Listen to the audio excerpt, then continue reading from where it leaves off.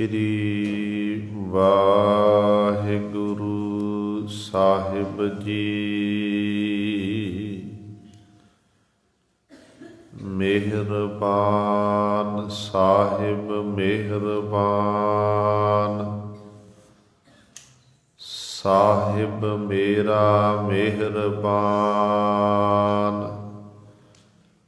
ਜੀ ਸਗਲ ਕੋ ਦੇ ਦਾਨ, ਤੂੰ ਕਾਹੇ ਡੁੱਲ ਹੈ ਪ੍ਰਾਣੀਆ। ਤੁਧ ਰਾਖੇਗਾ ਸਿਰਜਣਹਾਰ, ਜਿਨ ਪੈਦਾਇਸ ਤੂੰ ਕੀਆ। ਸੋਈ ਦੇ ਆਧਾਰ, ਜਿਨ ਉਪਾਈ ਮੇਦਨੀ। ਸੋਈ ਕਰਦਾ ਸਾਰ, ਘਟ ਘਟ ਮਾਲਕ ਦਿਲਾਂ ਕਾ। ਸੱਚਾ ਪਰਵਰਦਗਾਰ, ਕੁਦਰਤ ਕੀਮ ਨ ਜਾਣੀਐ। ਵੱਡਾ ਬੇਪਰਵਾਹੋ,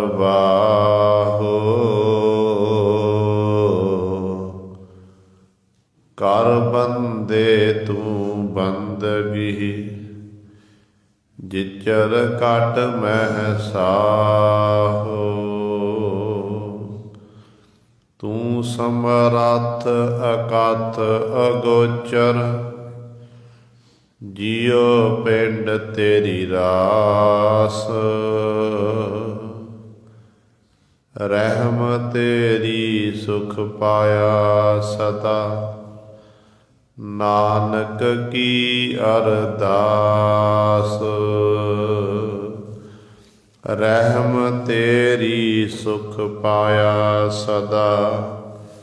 ਨਾਨਕ ਕੀ ਅਰਦਾਸ। ਬਾਣੀ ਗੁਰੂ ਗੁਰੂ ਹੈ ਬਾਣੀ, ਵਿੱਚ ਬਾਣੀ ਅੰਮ੍ਰਿਤ ਸਾਰੇ। ਗੁਰ ਬਾਣੀ ਕਹੈ ਸੇਵਕ ਜਨ ਮਾਨੈ। ਪਰਤਖ ਗੁਰੂ ਨਿਸਤਾਰੇ। ਸੋ ਕਹੋ ਟਲ ਗੁਰ ਸੇਵੀਐ, ਨਿਸ ਸਹਿਜ ਸੁ।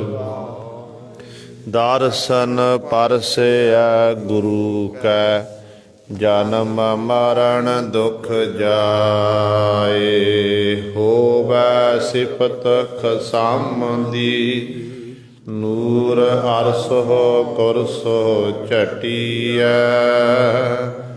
ਤੁਧ ਡਿਠੇ ਸੱਚੇ ਪਾਤਸ਼ਾਹ, ਮਲ ਜਨਮ ਜਨਮ ਦੀ ਕੱਟੀਐ। ਸੱਜਣ ਸੱਚਾ ਪਾਤਸ਼ਾਹ, ਸਿਰ ਸਾਹਾਂ ਦੈ ਸਾਹੋ। ਜਿਸ ਪਾਸ ਬੈਠਿਆ ਸੋਹੀਐ, ਸਭਨਾ ਦਾ ਵਿਸਾਹੋ। ਸਤਿਨਾਮ। ਸ਼੍ਰੀ ਵਾਹਿਗੁਰੂ ਸਾਹਿਬ ਜੀ। ਰਾਗ ਮਾਰੂ ਬਾਣੀ ਰਵਿਦਾਸ ਜੀਓ ਕੀ। ਇਕ ਓੰਕਾਰ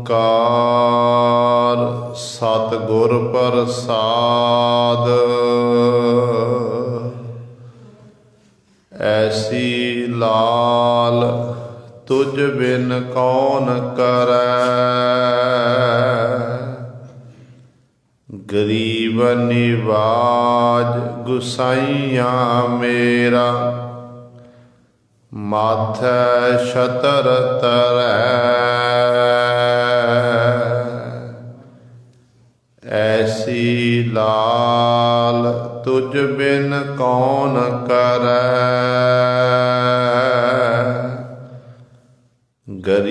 ਜੀਵਨ ਨਿਵਾਜ ਗੁਸਾਈਆਂ ਮੇਰਾ। ਮਾਥੈ ਛਤਰ ਤਰੈ ਰਹਾਉ, ਜਾ ਕੀ ਛੋਤ ਜਗਤ ਕੋ ਲਾਗੈ। ਤਾਂ ਪਰ ਤੁਹੀ ਟਰੈ, ਨੀਚੈ ਊਚ ਕਰੈ ਮੇਰਾ ਗੋਬਿੰਦ। ਕਾਹੂ ਤੇ ਨਾ ਡਰੈ, ਨਾਮਦੇਵ ਕਬੀਰਤ ਲੋਚਨ। ਸਦਨਾ ਸੈਨ ਤਰੈ, ਕਹਿ ਰਵਿਦਾਸ ਸੁਨਹੁ ਰੇ ਸੰਤੋ। ਹਰ ਜੀਉ ਤੇ ਸਭੈ ਸਰੈ, ਨਾਮਦੇਵ ਕਬੀਰਤ ਲੋਚਨ। ਸਦਨਾ ਸੈਨ ਤਰੈ, ਕਹਿ ਰਵਿਦਾਸ ਸੁਨਹੁ ਰੇ ਸੰਤੋ। ਹਰ ਜੀਉ ਤੇ ਸਭੈ ਸਰੈ। ਵਾਹਿਗੁਰੂ ਜੀ ਕਾ ਖਾਲਸਾ, ਵਾਹਿਗੁਰੂ ਜੀ ਕੀ ਫਤਿਹ। ਜੁਗੋ ਜੁਗ ਅਟਲ, ਚਵਰ ਛਤਰ ਤਖ਼ਤ ਦੇ ਮਾਲਕ। ਬਾਣੀ ਕੇ ਬੋਹਿਥ ਜਾਹਰਾ ਜਹੂਰ, ਹਾਜ਼ਰਾ ਹਜੂਰ ਸਰਬ ਕਲਾ ਸਮਰੱਥ। ਰਾਜਾਨ ਰਾਜ ਭਾਨਾਨ ਪਹਾਨ, ਦੇਵਾਨ ਦੇਵ ਉਪਮਾ ਮਹਾਨ। ਧੰਨ ਧੰਨ ਸਾਹਿਬ ਸ੍ਰੀ ਗੁਰੂ ਗ੍ਰੰਥ ਸਾਹਿਬ, ਸੱਚੇ ਸਤਿਗੁਰੂ ਜੀ ਦੀ ਪਾਵਨ ਪਵਿੱਤਰ ਨਿੱਘੀ ਗੋਦ ਅੰਦਰ ਜੁੜ ਬੈਠੇ ਗੁਰੂ ਰੂਪ ਗੁਰੂ ਸਵਾਰੇ ਸਤ ਸੰਗੀ ਜਨੋ। ਆਪਾਂ ਸਾਰੇ ਹੀ ਵਡਭਾਗੇ ਹਾਂ, ਜੋ ਦਸ਼ਮੇਸ਼ ਪਿਤਾ ਗੁਰੂ ਕਲਗੀਧਰ ਸਤਿਗੁਰੂ ਅੰਮ੍ਰਿਤ ਕੇ ਦਾਤੇ ਸਰਬੰਸ ਦਾਨੀ ਬਾਦਸ਼ਾਹ ਦਰਵੇਸ਼ ਗੁਰੂ ਗੋਬਿੰਦ ਸਿੰਘ। ਹੱਕ ਹੱਕ ਅੰਦੇਸ਼ ਗੁਰੂ ਗੋਬਿੰਦ ਸਿੰਘ। ਧੰਨ ਧੰਨ ਸਾਹਿਬ ਸ੍ਰੀ ਗੁਰੂ ਗੋਬਿੰਦ ਸਿੰਘ ਮਹਾਰਾਜ ਜੀ ਦੀ ਚਰਨ ਛੋਹ ਧਰਤੀ, ਮਹਾਨ ਪਵਿੱਤਰ ਅਸਥਾਨ ਗੁਰਦੁਆਰਾ ਮੰਜੀ ਸਾਹਿਬ ਆਲਮਗੀਰ ਵਿਖੇ ਅੰਮ੍ਰਿਤ ਵੇਲੇ ਤੋਂ ਹਾਜ਼ਰੀਆਂ ਭਰ ਕੇ ਸਤ ਸੰਗਤ ਕਰਕੇ ਸਤਿਗੁਰੂ ਮਹਾਰਾਜ ਜੀ ਦੀਆਂ ਖੁਸ਼ੀਆਂ ਪ੍ਰਾਪਤ ਕਰ ਰਹੇ ਹੋ। ਸਾਹਿਬਾਂ ਦੇ ਪਾਵਨ ਦਰਬਾਰ ਦੇ ਵਿੱਚ ਅੰਮ੍ਰਿਤ ਵੇਲੇ ਤੋਂ ਸਜੇ ਹੋਏ ਦੀਵਾਨਾਂ ਵਿੱਚ ਆਪ ਜੀ ਨੇ ਹੁਣੇ ਹੀ ਸਤਿਕਾਰਯੋਗ ਗੁਰੂ ਘਰ ਦੇ ਕੀਰਤਨੀਆਂ ਪਾਸੋਂ ਸ਼੍ਰੀ ਆਸਾ ਜੀ ਕੀ ਵਾਰ ਦੇ ਕੀਰਤਨ ਸ਼ਰਵਣ ਕੀਤੇ ਹਨ। ਸੋ ਆਓ ਗੁਰੂ ਸਵਾਰਿਓ, ਸਮਾਂ ਹੈ ਜੋ ਚੱਲ ਰਹੀ ਲੜੀਵਾਰ ਗੁਰਬਾਣੀ ਦੀ ਕਥਾ ਮਾਰੂ ਰਾਗ ਦੀ ਭਗਤ ਬਾਣੀ ਦੇ ਵਿੱਚੋਂ ਆਪ ਸੰਗਤਾਂ ਸ਼ਰਵਣ ਕਰਦੀਆਂ ਆ ਰਹੀਆਂ ਹਨ। ਪਾਵਨ ਸ਼ਬਦ ਦੀ ਵਿਚਾਰ ਨਾਲ ਜੁੜੀਏ। ਸ਼ਬਦ ਦੀ ਵਿਚਾਰ ਆਰੰਭ ਕਰਨ ਤੋਂ ਪਹਿਲਾਂ ਆਪਣੀਆਂ ਖਿੰਡੀਆਂ ਹੋਈਆਂ ਬਿਰਤੀਆਂ ਨੂੰ ਇਕਾਗਰ ਕਰੀਏ, ਧਿਆਨ ਗੁਰੂ ਚਰਨਾਂ ਨਾਲ ਜੋੜੀਏ ਤੇ ਆਪਣੀ ਰਸਨਾ ਨੂੰ ਕਰੀਏ ਪਵਿੱਤਰ। ਉਚਾਰਨ ਕਰੋ ਜੀ ਸਤਨਾਮ ਸ਼੍ਰੀ ਵਾਹਿਗੁਰੂ ਸਾਹਿਬ ਜੀ। ਰਾਗ ਮਾਰੂ ਬਾਣੀ ਰਵਿਦਾਸ ਜੀਓ ਕੀ। ਇੱਕ ਓੰਕਾਰ ਸਤਿਗੁਰ ਪ੍ਰਸਾਦ। ਮਾਰੂ ਰਾਗ ਹੈ। ਇਹ ਜੋ ਬਾਣੀ ਹੈ, ਜੋ ਪਾਵਨ ਸ਼ਬਦ ਆਪ ਜੀ ਨੇ ਸਰਵਣ ਕੀਤਾ ਹੈ, ਇਹ ਰਵਿਦਾਸ ਜੀਓ ਕੀ। ਸ਼੍ਰੋਮਣੀ ਭਗਤ ਰਵਿਦਾਸ ਸਾਹਿਬਾਨ ਜੀ ਦੀ ਇਹ ਪਾਵਨ ਬਾਣੀ ਉਚਾਰਨ ਕੀਤੀ ਹੋਈ ਹੈ। ਮਾਰੂ ਰਾਗ ਦੇ ਵਿੱਚ 1106 ਅੰਕ ਤੇ ਭਗਤ ਸਾਹਿਬਾਨ ਜੀ ਦਾ ਇਹ ਪਾਵਨ ਸ਼ਬਦ ਸ਼ੋਭਿਤ ਹੈ। ਸ਼ਬਦ ਆਰੰਭ ਕਰਨ ਤੋਂ ਪਹਿਲਾਂ ਪਾਤਸ਼ਾਹ ਜੀ ਮੰਗਲਾਚਰਨ ਕਰਦੇ ਹਨ। ਇੱਕ ਓੰਕਾਰ ਸਤਿਗੁਰ ਪ੍ਰਸਾਦ। ਪਰਮਾਤਮਾ ਇੱਕ ਹੈ ਤੇ ਸਤਿਗੁਰਾਂ ਦੀ ਪ੍ਰਸਾਦ ਕਿਰਪਾ ਸਦਕਾ ਐਸਾ ਪਰਮੇਸ਼ਰ ਪ੍ਰਾਪਤ ਹੁੰਦਾ ਹੈ। ਐਸੀ ਲਾਲ ਤੁਝ ਬਿਨ ਕੌਣ ਕਰੈ, ਗਰੀਬ ਨਿਵਾਜ ਗੁਸਈਆ ਮੇਰਾ, ਮਾਥੈ ਛਤਰ ਤਰੈ। ਕਿਉਂਕਿ ਜੋ ਭਗਤ ਰਵਿਦਾਸ ਸਾਹਿਬਾਨ ਜੀ ਹਨ, ਇਹਨਾਂ ਦਾ ਨੀਵੀਂ ਜਾਤ ਦੇ ਜਨਮ ਹੋਇਆ। 15 ਭਗਤਾਂ ਦੇ ਵਿੱਚੋਂ 2 ਭਗਤ ਐਸੇ ਨੇ, ਭਗਤ ਰਵਿਦਾਸ ਸਾਹਿਬਾਨ ਜੀ ਤੇ ਭਗਤ ਕਬੀਰ ਸਾਹਿਬਾਨ ਜੀ, ਜਿਨ੍ਹਾਂ ਦਾ ਨੀਵੀਂ ਕੁੱਲ ਦੇ ਵਿੱਚ ਨੀਵੀਂ ਜਾਤੀ ਦੇ ਜਨਮ ਹੋਇਆ। ਤੇ ਹੋਇਆ ਵੀ ਉਸ ਧਰਤੀ ਜਿੱਥੇ ਪਾਂਡਿਆਂ ਦਾ ਗੜ੍ਹ ਸੀ, ਬਨਾਰਸ ਦੀ ਧਰਤੀ ਤੇ, ਜਿੱਥੇ ਪਾਂਡਿਆਂ ਦਾ ਬਹੁਤ ਵੱਡਾ ਗੜ੍ਹ ਹੈ, ਵੱਡੇ ਵੱਡੇ ਮੰਦਰ ਬਣੇ ਹੋਏ ਨੇ। ਤੇ ਇਸੇ ਤਰ੍ਹਾਂ ਹੀ ਉਸੇ ਹੀ ਧਰਤੀ ਤੇ ਭਗਤ ਰਵਿਦਾਸ ਸਾਹਿਬਾਨ ਤੇ ਕਬੀਰ ਸਾਹਿਬਾਨ ਦਾ ਜਨਮ ਹੋਇਆ, ਜੋ ਦੋਨੋਂ ਸਮਕਾਲੀ ਸਨ। ਤੇ ਨੀਵੀਂ ਜਾਤ ਵਾਲਿਆਂ ਦੀ ਇਹੋ ਜਿਹੀ ਤਰਸਯੋਗ ਹਾਲਤ ਸੀ ਕਿ ਨੀਵੀਂ ਜਾਤ ਵਾਲਾ ਮਨੁੱਖ ਨਾ ਪੂਜਾ ਕਰ ਸਕਦਾ ਸੀ, ਨਾ ਸਿਮਰਨ ਕਰ ਸਕਦਾ ਸੀ, ਨਾ ਹੀ ਗੁਰੂ ਸਰ ਵਿਦਿਆ ਪੜ੍ਹ ਸਕਦਾ ਸੀ, ਨਾ ਵਿਦਿਆ ਪੜ੍ਹਾ ਸਕਦਾ ਸੀ। ਤੇ ਇਹੋ ਜਿਹੀ ਤਰਸਯੋਗ ਹਾਲਤ ਸੀ।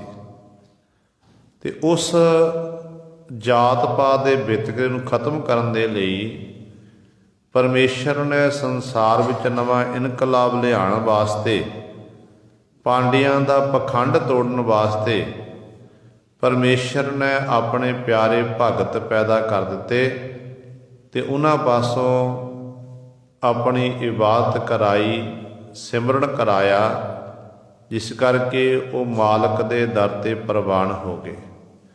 ਦੇਖੋ, ਉਹ ਸਮਾਂ ਇਹੋ ਜਿਹਾ ਸੀ ਕਿ ਇਹਨਾਂ ਲੋਕਾਂ ਨੂੰ ਜਿੱਥੇ ਮੰਦਰਾਂ ਵਿੱਚ, ਦਿਓਰਿਆਂ ਵਿੱਚ ਜਾਣ ਦਾ ਅਧਿਕਾਰ ਨਹੀਂ ਸੀ, ਇਹ ਪੂਜਾ ਇਤਿਆਦਿਕ ਨਹੀਂ ਕਰ, ਸਿਮਰਨ ਨਹੀਂ ਕਰ ਸਕਦੇ ਸਨ। ਜਦੋਂ ਇਹ ਕਿਤੇ ਨਾਮ ਦੇ ਜੀ ਵਾਂਗ ਦਿਓਰਿਆਂ ਵਿੱਚ ਚਲੇ ਜਾਣ ਤੇ ਧੱਕੇ ਮਾਰ ਕੇ ਬਾਹਰ ਕੱਢਦੇ ਸਨ। ਪਰ ਪਰਮੇਸ਼ਰ ਗੁਰੂ ਨਾਨਕ ਸਾਹਿਬ ਮਹਾਰਾਜ ਜਦੋਂ ਆਏ, ਸਤਿਗੁਰੂ ਜੀ ਨੇ ਇਹਨਾਂ ਦਾ ਜੀਵਨ ਪੜ੍ਹਿਆ, ਇਹਨਾਂ ਦੀ ਬਾਣੀ ਨੂੰ ਪੜ੍ਹਿਆ, ਵਿਚਾਰਿਆ, ਤੇ ਗੁਰੂ ਪਾਤਸ਼ਾਹ ਜੀ ਨੇ ਦੇਖਿਆ ਕਿ ਇਹ ਸੂਰਮੇ ਨੇ। ਕਿਉਂਕਿ ਇੱਕ ਸੂਰਮਾ ਹੁੰਦਾ ਹੈ ਜਿਹੜਾ ਮੈਦਾਨੇ ਜੰਗ ਦੇ ਵਿੱਚ ਤਲਵਾਰ ਚੁੱਕੇ, ਸ਼੍ਰੀ ਸਾਹਿਬ ਚੁੱਕ ਕੇ ਬੈਰੀਆਂ ਨਾਲ ਮੁਕਾਬਲਾ ਕਰੇ ਤੇ ਆਪਣਾ ਪੁਰਜਾ ਕਟਾ ਲਵੇ, ਜਿਹਨੂੰ ਗੁਰਬਾਣੀ ਵਿੱਚ ਸਤਿਗੁਰੂ ਜੀ ਨੇ ਬਚਨ ਕੀਤੇ ਨੇ।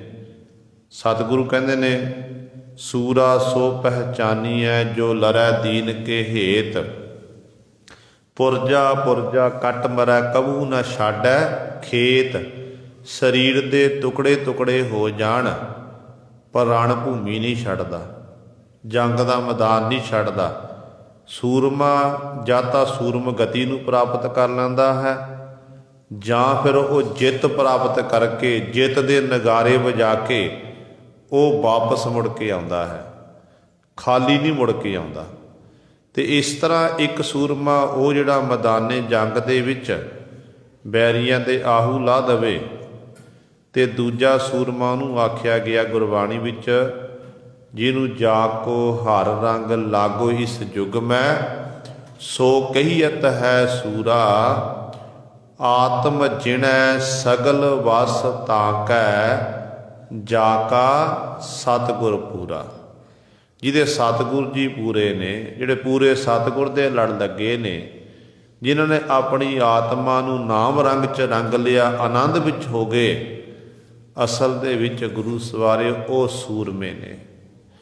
ਤੇ ਇਹਨਾਂ ਸੂਰਮਿਆਂ ਵਿੱਚ ਜਦੋਂ ਹੁਣ ਗੁਰੂ ਨਾਨਕ ਸਾਹਿਬ ਮਹਾਰਾਜ ਨੇ ਦੇਖਿਆ ਜੀਵਨ, ਕਿ ਇਹ ਲੋਕ ਜਿਨ੍ਹਾਂ ਨੇ ਭਗਤੀ ਮਾਰਗ ਦਾ ਆਰੰਭਤਾ ਕੀਤੀ, ਪਰਮੇਸ਼ਰ ਦੇ ਉਸ ਧਰਤੀ ਉੱਤੇ ਜਿੱਥੇ ਇਹ ਨੀਵੀਂ ਜਾਤ ਬਿਲਕੁਲ ਵੀ ਦਿਉਰਿਆਂ ਦੇ ਅੱਗੋਂ ਵੀ ਲੰਘ ਸਕਦੇ ਸਨ, ਉਹੋ ਜਿਹੇ ਹਾਲਾਤ ਸਨ ਉਦੋਂ।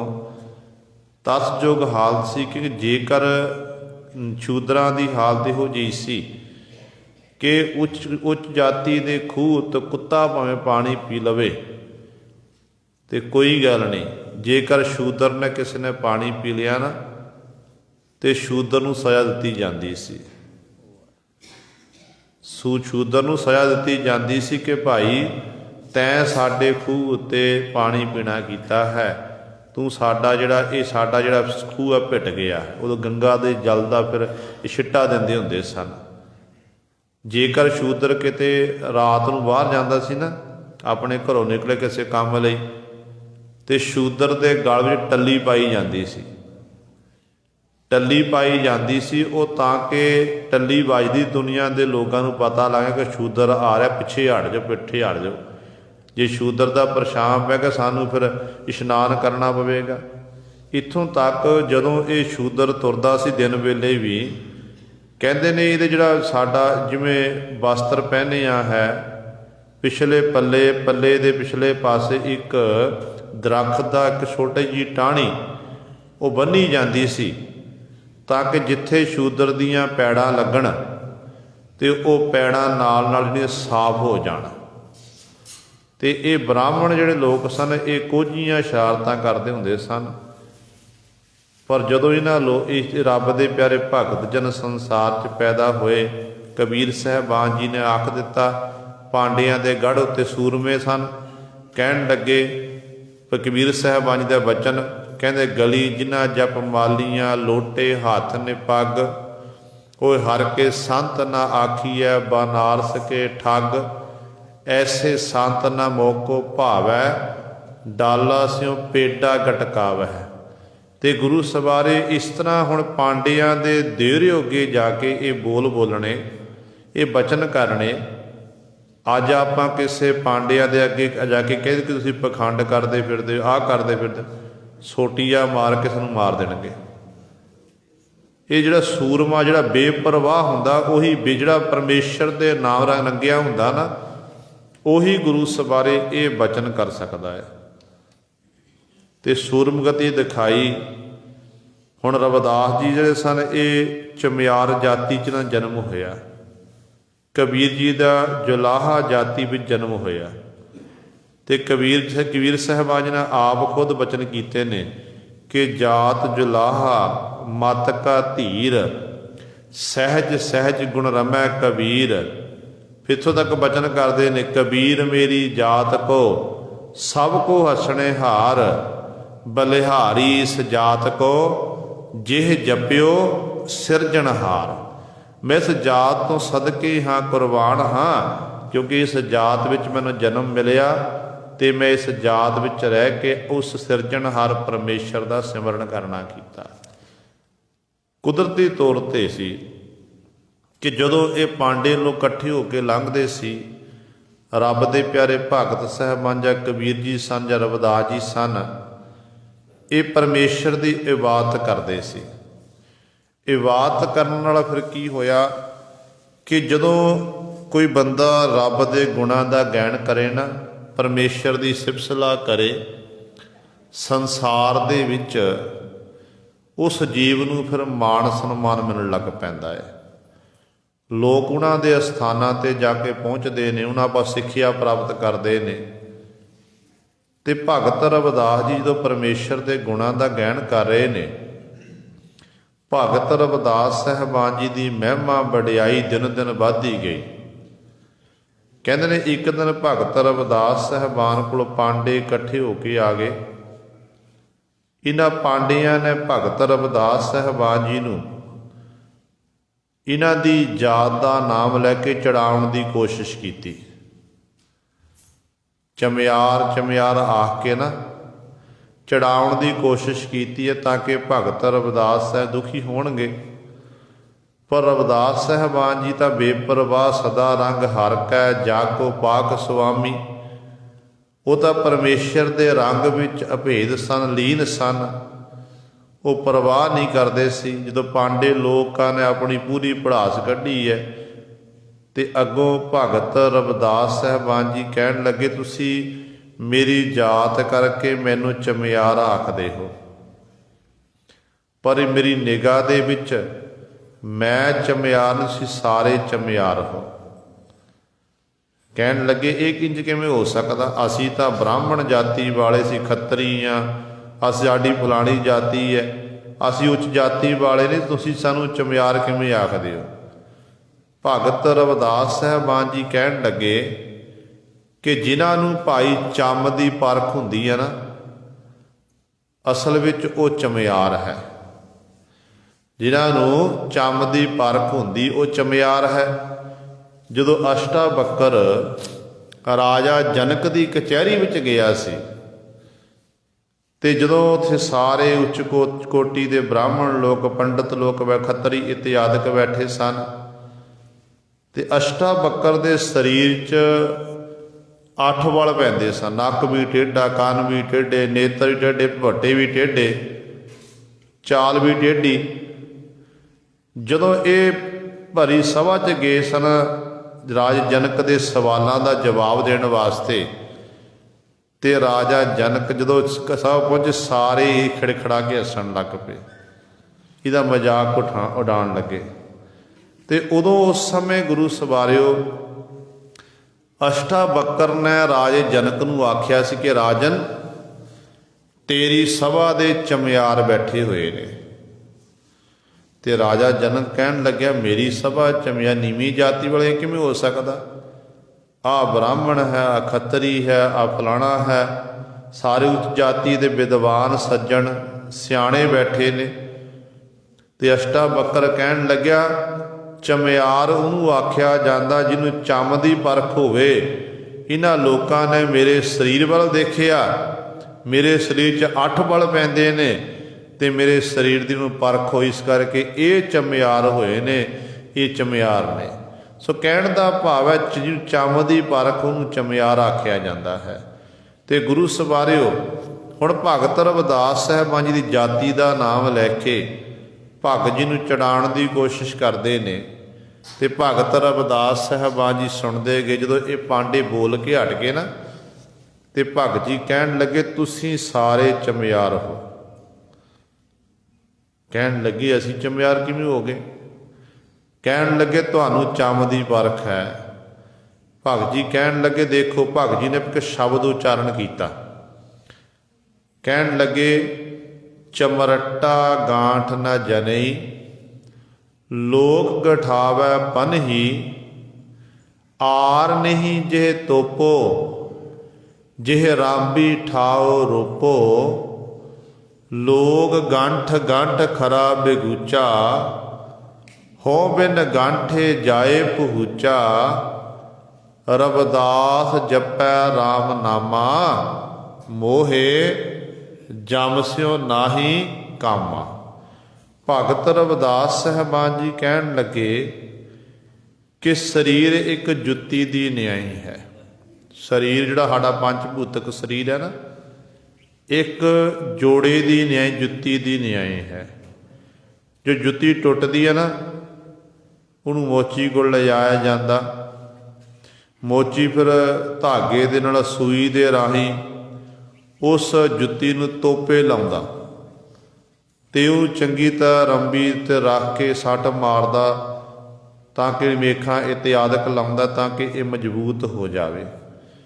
ਤੇ ਭਗਤ ਜੀ ਕਹਿਣ ਜਿਸ ਤਰ੍ਹਾਂ ਉਹ ਜੁੱਤੀ ਨੂੰ ਜਦੋਂ ਗੰਢ ਦਿੱਤੀ ਜਾਵੇ, ਉਹ ਜੁੱਤੀ ਜਦੋਂ ਸੀ ਦਿੱਤੀ ਜਾਵੇ, ਉਹ ਜੁੱਤੀ ਦੀ ਕੁਝ ਕੁ ਲਾਈਫ ਫਿਰ ਵੱਧ ਜਾਂਦੀ ਹੈ, ਜੁੱਤੀ ਦੀ ਕੁਝ ਕੁ ਜ਼ਿੰਦਗੀ ਵੱਧ ਜਾਂਦੀ ਹੈ ਤੇ ਕੁਝ ਦਿਨਾਂ ਲਈ, ਮਹੀਨਿਆਂ ਜਾਂ 2 ਮਹੀਨੇ 4 ਮਹੀਨੇ ਹੋਰ ਉਹ ਜੁੱਤੀ ਜਿਹੜੀ ਪੈਰਾਂ 'ਚ ਪਾਈ ਜਾ ਸਕਦੀ ਹੈ।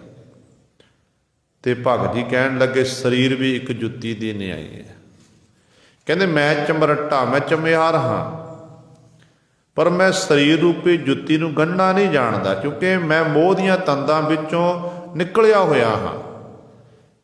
ਉਦੋਂ ਤੱਕ ਜੀਵ ਪਰਮਾਤਮਾ ਨਾਲ ਇੱਕਮਿਕ ਨਹੀਂ ਹੋ ਸਕਦਾ ਜਦੋਂ ਤੱਕ ਜੀਵ ਦੇ ਅੰਦਰ ਮੈਂ ਮੇਰੀ ਹੈ।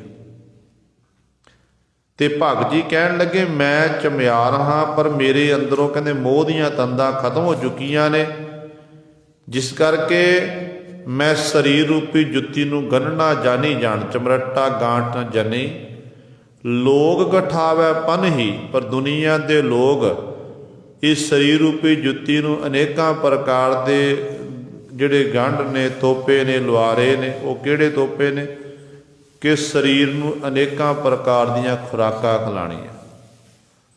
ਹਰ ਇੱਕ ਮਨੁੱਖ ਦੀ ਇਹ ਸੋਚ ਹੁੰਦੀ ਹੈ, ਚਾਹੇ ਗਰੀਬ ਹੈ ਚਾਹੇ ਅਮੀਰ ਹੈ, ਕਿ ਜਦੋਂ ਜੋਬਨਤਾ ਵਿੱਚ ਆਉਂਦਾ ਨਾ, ਉਹ ਕਹਿੰਦਾ ਮੈਂ ਬੁੱਢਾ ਨਾ ਹੋਵਾਂ। ਮਨੁੱਖ ਜਦੋਂ ਜੋਬਨਤਾ ਵਿੱਚ ਆ ਗਿਆ ਨਾ, ਚਾਹੇ ਇਸਤਰੀ ਹੈ ਚਾਹੇ ਪੁਰਸ਼ ਹੈ, ਤੇ ਕਹਿੰਦਾ ਬੁੱਢਾ ਨਾ ਮੈਂ ਹੋਵਾਂ। ਪਰ ਪਰਮਾਤਮਾ ਦਾ ਇਹ ਦਸਤੂਰ ਹੈ, ਵਾਹਿਗੁਰੂ ਦੀ ਖੇਡ ਹੈ ਕਿ ਬਾਲ ਜਵਾਨੀ ਅਰ ਬਿਰਧ ਫਨ ਤੀਨ ਅਵਸਥਾ ਜਾਨ, ਕਉ ਨਾਨਕ ਹਰ ਭਜਨ ਬਿਨ ਬਿਰਥਾ ਸਭ ਹੀ ਮਾਨ। ਗੁਰੂ ਤੇਗ ਬਹਾਦਰ ਸਾਹਿਬ ਮਹਾਰਾਜ ਕਹਿੰਦੇ ਨੇ ਕਿ ਜੋਬਨਤਾ ਆਈ, ਜੋਬਨਤਾ ਬਾਅਦ ਤੈਨੂੰ ਬੁਢਾਪਾ ਜ਼ਰੂਰ ਆਣਾ ਏ। ਇੱਕ ਦਿਨ ਤੈਨੂੰ ਬੁਢਾਪੇ ਨੇ ਗ੍ਰਸਣਾ ਏ। ਤੇਰੇ ਸਿਰ ਦੇ ਜਿਹੜੇ ਵਾਲ ਜਿਹੜੇ ਨੇ, ਕੇਸ ਨੇ, ਇਹ ਕਾਲੇ ਤੋਂ ਚਿੱਟੇ ਹੋਣੇ ਨੇ। ਪਰ ਜੀਵ ਆਪਣੇ ਆਪ ਨੂੰ ਜਵਾਨ ਦਿਖਾਉਣ ਦੇ ਵਾਸਤੇ ਨਾ,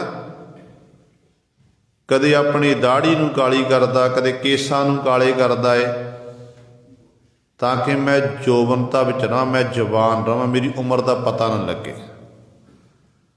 ਤੇ ਗੁਰੂ ਸਵਾਰੇ ਕੇਸ ਆਪਾਂ ਕਾਲੇ ਕਰ ਲਵਾਂਗੇ, ਜਿਹੜੀਆਂ ਮੁੱਖੋਂ ਤੇ ਝੁਰੜੀਆਂ ਪੈਣੀਆਂ, ਉਹਨਾਂ ਝੁਰੜੀਆਂ ਨੂੰ ਕੌਣ ਰੋਕ ਸਕਦਾ ਹੈ। ਦੂਜੀ ਬੇਨਤੀ ਹੋਰ ਕਿ ਕਾਲਖ ਕਿਹਦੇ ਮੂੰਹ ਤੇ ਮਲੀ ਜਾਂਦੀ ਹੈ। ਕੋਈ ਮਨੁੱਖ ਸੰਸਾਰ 'ਚ ਗਲਤੀ ਕਰੇ ਨਾ, ਵਿਚਰਦਾ ਹੋਇਆ ਤਾਂ ਗੁਨਾਹ ਹੋ ਜਾਵੇ। ਪੁਰਾਣੇ ਸਮੇਂ 'ਚ ਰਾਜੇ ਮਹਾਰਾਜੇ ਸਜ਼ਾ ਦਿੰਦੇ ਹੁੰਦੇ ਸਨ, ਉਹਦਾ ਮੁੱਖ ਕਾਲਾ ਕਰ ਦੇਣਾ, ਖੋਤੇ ਉੱਤੇ ਬਿਠਾ ਦੇਣਾ ਕਿ ਤੈਂ ਇਹ ਮਾੜਾ ਕਰਮ ਕੀਤਾ, ਤੈਨੂੰ ਇਹ ਸਜ਼ਾ ਦਿੱਤੀ ਜਾ ਰਹੀ ਹੈ। ਤੇ ਅੱਜ ਆਪਾਂ ਆਪਣਾ ਮੁੱਖ ਆਪ ਹੀ ਕਾਲਾ ਕਰਦੇ ਜਾ ਰਹੇ ਹਾਂ। ਤੇ ਇਸ ਕਰਕੇ ਜੋਬਨਤਾ ਤੋਂ ਬਾਅਦ ਜਵਾਨੀ ਜਿਹੜੀ ਹੈ, ਬੁਢਾਪਾ ਜ਼ਰੂਰ ਆਉਣਾ ਹੈ। ਜਿਹੋ ਜਿਹੀ ਸੂਰਤ ਰੱਬ ਨੇ ਬਣਾਈ ਹੈ ਨਾ, ਉਹੋ ਜਿਹੀ ਸੂਰਤ ਸਾਨੂੰ ਰੱਖਣੀ ਚਾਹੀਦੀ ਹੈ। ਬਿਲਕੁਲ ਛੇੜਛਾੜ ਨਹੀਂ ਕਰਨੀ ਚਾਹੀਦੀ। ਜੋ ਪਰਮਾਤਮਾ ਨੇ ਬਣਾ ਦਿੱਤਾ, ਗੁਰੂ ਨਾਨਕ ਦੇ ਘਰ ਦੇ ਵਿੱਚ ਸਤਿਗੁਰ ਸਿੱਖੀ ਦਾ ਬੂਟਾ ਲਾਇਆ, ਉਹ ਸਿੱਖੀ ਦਾ ਬੂਟਾ ਵਧਿਆ ਫਲਿਆ, ਕਲਗੀਧਰ ਪਾਤਸ਼ਾਹ ਦੇ ਸਮੇਂ ਨੂੰ ਫਲ ਲੱਗੇ। ਤੇ ਸਤਿਗੁਰੂ ਜੀ ਨੇ ਗੁਰੂ ਨਾਨਕ ਦੇ ਘਰ ਵਿੱਚ ਜਿਹੋ ਜਿਹਾ ਸਰੂਪ ਪਰਮਾਤਮਾ ਨੇ ਸਿਰਜਿਆ ਸੀ ਨਾ, ਉਹੋ ਜਿਹਾ ਸਰੂਪ ਹੀ ਸਤਿਗੁਰ ਰੱਖਣਾ ਕੀਤਾ। ਕਹਿੰਦੇ ਨੇ ਇੱਕ ਵਾਰੀ ਗੁਰੂ ਗੋਬਿੰਦ ਸਿੰਘ ਮਹਾਰਾਜ ਨੂੰ ਸਵਾਲ ਕਰਤਾ ਕਿਸੇ ਨੇ ਕਿ ਸਤਿਗੁਰੂ ਜੀ ਆਪ ਜੀ ਸਾਰਿਆਂ ਨੂੰ ਕਹਿੰਦੇ ਕੇਸਾਂ ਧਾਰੀ ਹੋਵੋ, ਆਹ ਕਰਨਾ ਕਰੋ, ਤੁਸੀਂ ਨਵੀਂ ਰੀਤੀ ਤੋਰ ਰਹੇ ਹੋ। ਵਿਦਵਾਨ ਸੱਜਣ ਇਕੱਠੇ ਹੋਏ ਤੇ ਕਲਗੀਧਰ ਪਾਤਸ਼ਾਹ ਨੂੰ ਸਵਾਲ ਕਰ ਦਿੱਤਾ। ਤੇ ਕਲਗੀਧਰ ਪਾਤਸ਼ਾਹ ਮਹਾਰਾਜ ਸੁਣਦੇ ਗਏ, ਜੋ ਸਾਰੇ ਬੋਲ ਕੇ ਵਟ ਗਏ ਨਾ, ਤੇ ਕਲਗੀਧਰ ਪਾਤਸ਼ਾਹ ਕਹਿਣ ਲੱਗੇ ਕਿ ਭਾਈ ਅਸੀਂ ਕੋਈ ਨਵੀਂ ਰੀਤੀ ਨਹੀਂ ਪੈਦਾ ਕੀਤੀ। ਜੋ ਪੁਰਾਤਨ ਰੀਤੀ ਚੱਲੀ ਹੈ, ਜਿਹਨੂੰ ਮਨੁੱਖਾਂ ਨੇ ਹੀ ਖਰਾਬ ਕੀਤਾ ਹੈ, ਅਸੀਂ ਉਹ ਰੀਤੀ ਤੋਰੀ ਹੈ ਕਿ ਜਿਹੋ ਜਿਹਾ ਸਰੂਪ ਪਰਮਾਤਮਾ ਨੇ ਬਣਾ ਦਿੱਤਾ ਉਹਦੇ ਨਾਲ ਬਿਲਕੁਲ ਵੀ ਛੇੜਛਾੜ ਨਹੀਂ ਕਰਨੀ। ਕਰਤੇ ਦੀ ਕੁਦਰਤ ਹੈ ਨਾ, ਕੁਦਰਤ ਨਾਲ ਜਦੋਂ ਬੰਦਾ ਖਿਲਵਾੜ ਕਰਦਾ ਬੰਦੇ ਨਾਲ ਕੀ ਹੁੰਦਾ, ਫਿਰ ਬੰਦੇ ਦਾ ਅੰਤ ਹੋ ਜਾਂਦਾ ਹੈ। ਕੁਦਰਤ ਤਾਂ ਕਰਤੇ ਦੀ ਤੁਰੀ ਜਾਂਦੀ ਹੈ, ਉਹਨੂੰ ਕੋਈ ਨਹੀਂ ਰੋਕ ਸਕਦਾ, ਪਰ ਜਿਹੜਾ ਖਿਲਵਾੜ ਕਰਨ ਵਾਲਾ ਹੁੰਦਾ ਉਹ ਖਤਮ ਹੋ ਜਾਂਦਾ। ਉਹਦਾ ਜਿਹੜਾ ਨਾਮ ਹੈ ਨਾ ਇਤਿਹਾਸ ਦੇ ਪੰਨਿਆਂ ਉੱਤੇ ਕਾਲੇ ਅੱਖਰਾਂ ਵਿੱਚ ਲਿਖਿਆ ਜਾਂਦਾ ਕਿ ਫਲਾਣੇ ਬੰਦੇ ਨੇ ਸੰਸਾਰ 'ਚ ਆ ਮਾੜਾ ਕਰਮ ਕੀਤਾ, ਆ ਪਾਪ ਕੀਤਾ ਹੈ। ਪਰ ਜਿਹੜੇ ਗੁਰੂ ਸਾਹਿਬ ਚੰਗੇ ਕਰਮ ਕਰਦੇ ਨੇ, ਜਿਹੜੇ ਕਰਤੇ ਦੀ ਕੁਦਰਤ ਨਾਲ ਪਿਆਰ ਕਰਦੇ ਹਨ, ਉਹਨਾਂ ਨੂੰ ਫਿਰ ਉਹਨਾਂ ਦੇ ਨਾਮ ਸੁਨਹਿਰੀ ਅੱਖਰਾਂ 'ਚ ਲਿਖੇ ਜਾਂਦੇ ਨੇ। ਲੋਕ ਰਹਿੰਦੀ ਦੁਨੀਆ ਤੱਕ ਉਹਨਾਂ ਨੂੰ ਯਾਦ ਕਰਦੇ ਨੇ, ਉਹਨਾਂ ਦੇ ਦਿਨ ਦਿਹਾੜੇ ਮਨਾਏ ਜਾਂਦੇ ਨੇ। ਤੇ ਇਸੇ ਪ੍ਰਕਾਰ ਗੁਰੂ ਸਵਾਰੇ ਕਲਗੀਧਰ ਪਾਤਸ਼ਾਹ ਮਹਾਰਾਜ ਕਹਿਣ ਲੱਗੇ ਕਿ ਭਾਈ ਅਸੀਂ ਕੋਈ ਨਵੀਂ ਰੀਤੀ ਨਹੀਂ ਪੈਦਾ ਕੀਤੀ, ਜੋ ਪਹਿਲਾਂ ਤੋਂ ਪਰਮਾਤਮਾ ਦਾ ਵਿਧਾਨ ਬਣਿਆ ਹੋਇਆ, ਜਿਹੋ ਜਿਹਾ ਜੀਵ ਰੱਬ ਪਰਮਾਤਮਾ ਨੇ ਬਣਾ ਉਹੋ ਜਿਹੀ ਆਪਣੀ ਸ਼ਕਲ ਸੂਰਤ ਰੱਖੇ, ਬਿਲਕੁਲ ਵੀ ਖਿਲਵਾੜ ਕਰਨ ਦੀ ਕੋਸ਼ਿਸ਼ ਨਾ ਕਰੇ। ਰਹਿਤਨਾਮੇ 'ਚ ਲਿਖਿਆ ਹੋਇਆ ਹੈ ਕਿ ਸਾਬਤ ਸੂਰਤ ਰੱਬ ਬਣਾਈ, ਬੇਈਮਾਨੈ ਭੰਨ ਗਵਾਈ। ਪਰਮਾਤਮਾ ਸਾਹਿਬ ਜੇ ਆਪਾਂ ਇੱਕ ਵਾਰੀ ਕੇਸਾਂ ਦਾ ਕਤਲ ਕਰ ਲਈਏ, ਕੇਸ ਕਟਵਾ ਦਿੱਤੇ ਨਾਈ ਦੀ ਦੁਕਾਨ ਉੱਤੇ ਜਾ ਕੇ, ਕਟਾਣ ਤੋਂ ਭਾਵ ਕਿ ਦੁਬਾਰਾ ਸਾਡੇ ਕੇਸ ਨਾ ਆਉਣ, ਫਿਰ ਦੁਬਾਰਾ ਮਹੀਨੇ 2 ਮਹੀਨੇ ਫਿਰ ਆ ਜਾਂਦੇ ਨੇ, ਫਿਰ ਕਟਾਉਂਦੇ ਨੇ। ਤੇ ਪਾਨੂੰ ਪਰਮਾਤਮਾ ਨੂੰ ਸਿੱਖਿਆ ਮਿਲਦੀ ਹੈ ਕਿ ਬੰਦੇ ਤੂੰ ਬਾਰ-ਬਾਰ ਇਹ ਖਿਲਵਾੜ ਨਾ ਕਰਨਾ ਕਰ, ਜਿਹੋ ਜਿਹਾ ਤੈਨੂੰ ਰੱਬ ਨੇ ਬਣਾਇਆ ਉਹੋ ਜਿਹਾ ਤੂੰ ਬਣ ਕੇ ਰਹਿਣਾ ਕਰ। ਸੋ ਭਗਤ ਜੀ ਕਹਿਣ ਲੱਗੇ ਜਿਨ੍ਹਾਂ ਨੂੰ ਚੰਮ ਦੀ ਪਰਖ, ਜਿਹੜੇ ਮੋਹ ਦੀਆਂ ਤੰਦਾਂ 'ਚ ਖਚਤ ਨੇ, ਅਸਲ ਵਿੱਚ ਉਹ ਚਮਿਆਰ ਨੇ। ਕਹਿੰਦੇ ਮੈਂ ਚਮਰੱਟਾ ਕਾਂਠ ਨਾ ਜਨੇ, ਸਰੀਰ ਰੂਪੀ ਜੁੱਤੀ ਨੂੰ ਗੰਢ ਤੋਪੇ ਲਾਣਾ ਨਹੀਂ ਜਾਣਦਾ। ਲੋਕ ਗਠਾਵੇ ਆਪਾਂ ਨਹੀਂ, ਜਿਹੜੀਆਂ ਅਨੇਕਾਂ ਪ੍ਰਕਾਰ ਦੀਆਂ ਸਰੀਰ ਨੂੰ ਖੁਰਾਕਾਂ ਦੇਣੀਆਂ, ਮੋਹ ਦੀਆਂ ਤੰਦਾਂ ਵਿੱਚ ਖਚਤ ਰਹਿਣਾ। ਕਹਿੰਦੇ ਇਸ ਤਰ੍ਹਾਂ ਮਾਨੋ ਸਰੀਰ ਰੂਪੀ ਜੁੱਤੀ ਨੂੰ ਲੋਕ ਇਹ ਗੰਢ ਤੋਪੇ ਲਾ ਰਹੇ ਹਨ। ਕਹਿੰਦੇ ਆਰ ਨਹੀਂ ਜੇ ਤੋਪੋ ਨਹੀਂ ਰਾਮਬੀ ਠਾਉ ਰੋਪੋ। ਮੇਰੇ ਕੋਲ ਉਹ ਸੂਈ ਨਹੀਂ ਹੈ, ਜਿਸ ਸੂਈ ਦੇ ਰਾਹੀਂ ਮੈਂ ਇਸ ਸਰੀਰ ਰੂਪੀ ਜੁੱਤੀ ਨੂੰ ਗੰਢ ਲਾ ਇਸ ਤਰ੍ਹਾਂ ਗੰਢ ਸਕਾਂ, ਨਾ ਮੇਰੇ ਕੋਲ ਰੰਬੀ ਹੈ। ਕਹਿੰਦੇ ਲੋਕਾਂ ਦਾ ਲੋਕ ਗੰਠ ਖਰਾ ਬੇਗੂਚਾ। ਦੁਨੀਆ ਦੇ ਲੋਕਾਂ ਨੇ ਇਹ ਸਰੀਰ ਰੂਪੀ ਜੁੱਤੀ ਨੂੰ ਅਨੇਕਾਂ ਪ੍ਰਕਾਰ ਦੀਆਂ ਗੰਢਾਂ ਦੇ ਕੇ, ਅਨੇਕਾਂ ਪ੍ਰਕਾਰ ਦੀਆਂ ਖੁਰਾਕਾਂ ਖਿਲਾ ਕੇ ਇਸ ਸਰੀਰ ਨੂੰ ਤਕੜਾ ਛਡੋਲ ਬਣਾ ਲਿਆ। ਪਰ ਕਹਿੰਦੇ ਹੋਂ ਬਿਨ ਗੰਠੇ ਜਾਏ ਪਹੁੰਚਾ। ਮੈਂ ਕਹਿੰਦੇ ਸਰੀਰ ਰੂਪੀ ਜੁੱਤੀ ਗੰਢਾ ਨਹੀਂ ਕੀਤਾ ਕਿ ਮੈਂ ਪਰਮਾਤਮਾ ਦੀ ਰਜਾ ਵਿੱਚ ਰਿਹਾ, ਉਹਦੀ ਰਜਾ ਨੂੰ ਸੱਤ ਕਰਕੇ ਮੰਨਣਾ ਕੀਤਾ, ਤੇ ਫਿਰ ਮੈਂ ਬਿਨਾਂ ਗੰਢਿਆਂ ਹੀ ਉਸ ਮਾਲਕ ਦੇ ਦਰ ਤੇ ਪ੍ਰਵਾਨ ਹੋ ਗਿਆ। ਭਾਵ ਮੋਹ ਦੀਆਂ ਤੰਦਾਂ ਵਿੱਚ ਨਹੀਂ ਖਚਤ ਹੋਇਆ। ਇਹਦਾ ਮਤਲਬ ਇਹ ਨਹੀਂ ਕਿ ਆਪਾਂ ਸਰੀਰ ਨੂੰ ਖੁਰਾਕ ਨਹੀਂ ਦੇਣੀ ਹੈ। ਭਗਤ ਜੀ ਦਾ ਕਹਿਣ ਦਾ ਭਾਵ ਕੀ ਹੈ ਕਿ ਜਿਹੜੇ ਕੇਵਲ ਸਰੀਰ ਵਿੱਚ ਹੀ ਖਚਤ ਨੇ, ਸਰੀਰ ਨੂੰ ਹੀ ਸਵਾਰ ਰਹੇ ਨੇ, ਉਹਨਾਂ ਨੂੰ ਭਗਤ ਜੀ ਸਮਝਾਉਂਦੇ ਨੇ ਕਿ ਭਾਈ ਇਹ ਤੈਨੂੰ ਮਨੁੱਖਾ ਦੇਹੀ ਸਰੀਰ ਮਿਲਿਆ ਬੰਦਗੀ ਕਰਨ ਵਾਸਤੇ, ਇਬਾਦਤ ਕਰਨ ਵਾਸਤੇ। ਤੇਰਾ ਸਰੀਰ ਤਾਂ ਪ੍ਰਵਾਨ ਹੋਣਾ ਹੈ, ਸਈ ਸੁੰਦਰ ਸੋਹਣੇ ਸਾਧ ਸੰਗ ਜਿਨ ਬਹਿਣੇ। ਕਹਿ ਤਾਂ ਤੇਰਾ ਸਰੀਰ ਪ੍ਰਵਾਨ ਹੈ ਜੇ ਤੂੰ ਗੁਰੂ ਕੀ ਸੰਗਤ ਵਿੱਚ ਆ ਕੇ ਬੈਠੇ, ਫਿਰ ਤੂੰ ਸੋਹਣਾ, ਤੇਰਾ ਸਰੀਰ ਸੋਹਣਾ ਹੋਵੇਗਾ। ਤੇਰਾ ਸਰੀਰ ਫਿਰ ਮਾਲਕ ਦੇ ਦਰ ਤੇ, ਗੁਰੂ ਦੇ ਦਰ ਤੇ ਪ੍ਰਵਾਨ ਹੋਵੇਗਾ। ਪਰ ਕਹਿੰਦੇ ਜੇ ਸਰੀਰ ਦੇ ਰਾਹੀਂ ਤੂੰ ਸਾਰੇ ਹੀ ਧਰਮ ਤੋਂ ਉਲਟ ਕਰਮ ਕਰਦਾ ਰਿਹਾ, ਉਹ ਕਰਮ ਕਰਦਾ ਕਿ ਰਿਹਾ ਜਿਹੜੇ ਕਰਮ ਕਰਨ ਨੂੰ ਸਾਡੇ ਗੁਰੂ ਸਾਹਿਬਾਨ ਜੀ ਸਾਨੂੰ ਇਜਾਜ਼ਤ ਨਹੀਂ ਦਿੰਦੇ, ਤੇ ਕਹਿੰਦੇ ਫਿਰ ਤੇਰਾ ਸਰੀਰ ਕਿਸੇ ਕੰਮ ਨਹੀਂ ਹੈ। ਕਹਿੰਦੇ ਭਗਤ ਜੀ ਕਹਿੰਦੇ ਰਬਦਾਸ ਜਪੈ ਰਾਮ ਨਾਮਾ, ਮੋਹੇ ਜਮ ਸਿਉ ਨਾਹੀ ਕਾਮਾ। ਰਬਦਾਸ ਦਾ ਨਿਤਾ ਪਤੀ ਰਾਮ ਨਾਮ, ਰਵੰਤੀ ਰਾਮ ਪਰਮੇਸ਼ਰ ਦਾ ਨਾਮ ਜਪਦਾ ਹੈ, ਤੇ ਮੇਰਾ ਜਮਾਂ ਨਾਲ ਕੋਈ ਕੰਮ ਨਹੀਂ ਹੈ, ਕੋਈ ਵਾਸਤਾ ਨਹੀਂ ਹੈ। ਕਿਉਂਕਿ ਰੱਬ ਜਿੱਥੇ ਰੱਬ ਦੇ ਪਿਆਰੇ, ਪਰਮੇਸ਼ਰ ਦੇ ਪਿਆਰੇ ਬੰਦਗੀ ਕਰਨ, ਉੱਥੇ ਜੰਮ ਨਹੀਂ ਆਉਂਦੇ। ਉਹਨਾਂ ਨੂੰ ਲੈਣ ਵਾਸਤੇ ਪਰਮਾਤਮਾ ਆਪਣੇ ਫਰਿਸ਼ਤੇ ਭੇਜਦਾ ਹੈ। ਉਹਨਾਂ ਨੂੰ ਬੜੇ ਸਤਿਕਾਰ ਨਾਲ ਲਿਜਾਇਆ ਜਾਂਦਾ ਸੰਸਾਰ ਦੇ ਵਿੱਚੋਂ। ਕਿਉਂਕਿ ਮੈਂ ਨਹੀਂ ਕਹਿ ਰਿਹਾ, ਇਹ ਗੁਰੂ ਗ੍ਰੰਥ ਸਾਹਿਬ ਮਹਾਰਾਜ ਕਹਿ ਰਹੇ ਨੇ। ਜਿਸ ਗੁਰੂ ਗ੍ਰੰਥ ਸਾਹਿਬ ਮਹਾਰਾਜ ਨੂੰ ਆਪਾਂ ਮੱਥਾ ਟੇਕਦੇ ਹਾਂ, ਉਹ ਸਤਿਗੁਰੂ ਗੁਰੂ ਗ੍ਰੰਥ ਸਾਹਿਬ ਮਹਾਰਾਜ ਬਚਨ ਕਰਦੇ ਨੇ। ਪੰਜਵੇਂ ਪਾਤਸ਼ਾਹ ਮਹਾਰਾਜ ਦੇ ਬਚਨ ਨੇ ਕਿ ਜਹ ਸਾਧੂ ਗੋਬਿੰਦ ਭਜਨ, ਕੀਰਤਨ ਨਾਨਕ ਨੀਤ, ਨਾ ਹੋ ਨਾ ਤੂੰ ਨਹਿ ਛੁੱਟ ਹੈ, ਨਿਕਟ ਨਾ ਜਾਈਓ ਦੂਤ। ਧੰਨ ਗੁਰੂ ਅਰਜਨ ਦੇਵ ਮਹਾਰਾਜ ਸਮਝਾਉਂਦੇ ਨੇ, ਕਹਿੰਦੇ ਧਰਮ ਰਾਜ ਵੀ ਆਪਣੇ ਦੂਤਾਂ ਨੂੰ ਤਾੜਨਾ ਕਰਕੇ ਆਖਦਾ ਏ ਕਿ ਐ ਦੂਤੋ, ਜਿੱਥੇ ਰੱਬ ਦੇ ਪਿਆਰੇ ਸਾਧ ਜਨ, ਗੁਰਮੁਖ ਜਨ ਪਰਮੇਸ਼ਰ ਦੀ ਭਜਨ ਬੰਦਗੀ ਕਰਦੇ ਹੋਣ, ਇਲਾਹੀ ਬਾਣੀ ਦਾ ਕੀਰਤਨ ਜਸ ਹੁੰਦਾ ਹੋਵੇ, ਵਡਿਆਈ ਹੁੰਦੀ ਹੋਵੇ, ਉੱਥੇ ਤੁਸਾਂ ਨਹੀਂ ਜਾਣਾ। ਜੇ ਚਲੇ ਗਏ ਨਾ, ਕਹਿੰਦੇ ਨਾ ਹੋ ਨਾ ਤਾਂ ਮੈਂ ਛੁੱਟਾਂਗਾ, ਨਾ ਹੋ ਨਾ ਤੂੰ ਨਹਿ ਛੁੱਟੈ, ਨਾ ਤੁਸਾਂ ਛੁੱਟਣਾ ਹੈ ਤੇ ਨਾ ਹੀ ਜਿਹੜੀ ਮੇਰੀ ਪੁਰੀ ਹੈ, ਜਿਹੜੀ ਜਮਰਾਜਪੁਰੀ ਧਰਮਰਾਜ ਦੀ ਪੁਰੀ ਮੰਨੀ ਗਈ ਹੈ, ਕਹਿੰਦੇ ਇਹ ਪੁਰੀ ਨਹੀਂ ਬਚ ਸਕਦੀ। ਇਸ ਕਰਕੇ ਭਾਈ ਇੰਨਾ ਸਨਮਾਨ ਦੇਣਾ ਕੀਤਾ ਸਤਿਗੁਰੂ ਜੀ ਨੇ, ਜਿਹੜੇ ਨਾਮ ਜਪਣ ਵਾਲੇ ਨਾਮ ਰਸੀਏ ਹਨ। ਸੋ ਭਗਤ ਜੀ ਕਹਿੰਦੇ ਨੇ ਕਿ ਭਾਈ ਇਸ ਤਰੀਕੇ ਦੇ ਨਾਲ ਕਹਿੰਦੇ ਮੈਨੂੰ ਮੇਰੇ ਮਾਲਕ ਪਾਸੋਂ, ਪਰਮੇਸ਼ਰ ਪਾਸੋਂ ਐਡੀ ਵੱਡੀ ਬਖਸ਼ਿਸ਼ ਹੋਈ ਹੈ, ਹੁਣ ਜਮਾਂ ਨਾਲ ਮੇਰਾ ਕੋਈ ਵਾਸਤਾ ਨਹੀਂ ਹੈ। ਤੇ ਇਹ ਵਚਨ ਜੋ ਅੱਜ ਦਾ ਪਾਵਨ ਸ਼ਬਦ ਹੈ ਭਗਤ ਰਵਿਦਾਸ ਸਾਹਿਬਾਨ ਜੀ ਦਾ ਕਿ ਐਸੀ ਲਾਲ ਤੁਝ ਬਿਨ ਕੌਣ ਕਰੈ, ਗਰੀਬ ਨਿਵਾਜ ਗੁਸਾਈਆਂ ਮੇਰਾ ਮਾਥੈ ਛਤਰ ਧਰੈ। ਇਸ ਸ਼ਬਦ ਨਾਲ ਇਤਿਹਾਸਕ ਘਟਨਾ ਜੁੜੀ ਹੋਈ ਹੈ ਕਿ ਜਦੋਂ ਬਨਾਰਸ ਦੀ ਧਰਤੀ ਤੇ ਭਗਤ ਰਵਿਦਾਸ ਸਾਹਿਬਾਨ ਜੀ ਪਰਮੇਸ਼ਰ ਦੀ ਇਬਾਦਤ ਕਰਦੇ ਸਨ, ਸੋਭਾ ਵਡਿਆਈ ਦਿਨ ਦਿਨ ਵੱਧਦੀ ਗਈ, ਸਤਿਕਾਰ ਹੋਣ ਲੱਗਿਆ।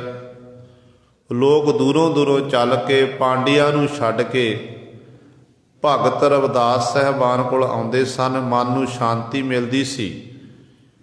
ਇਹ ਭਗਤ ਜੀ ਦੀ ਵਡਿਆਈ ਸੋਭਾ ਕਹਿੰਦੇ ਨੇ ਉਸ ਸਮੇਂ ਚਤੌੜ ਦੇ ਕਿਲੇ ਵਿੱਚ ਵੀ ਜਾ ਕੇ ਪਹੁੰਚੀ ਹੈ। ਚਤੌੜ ਦੀ ਰਾਣੀ ਸੀ ਰਾਣੀ ਝਾਲਾ ਬਾਈ।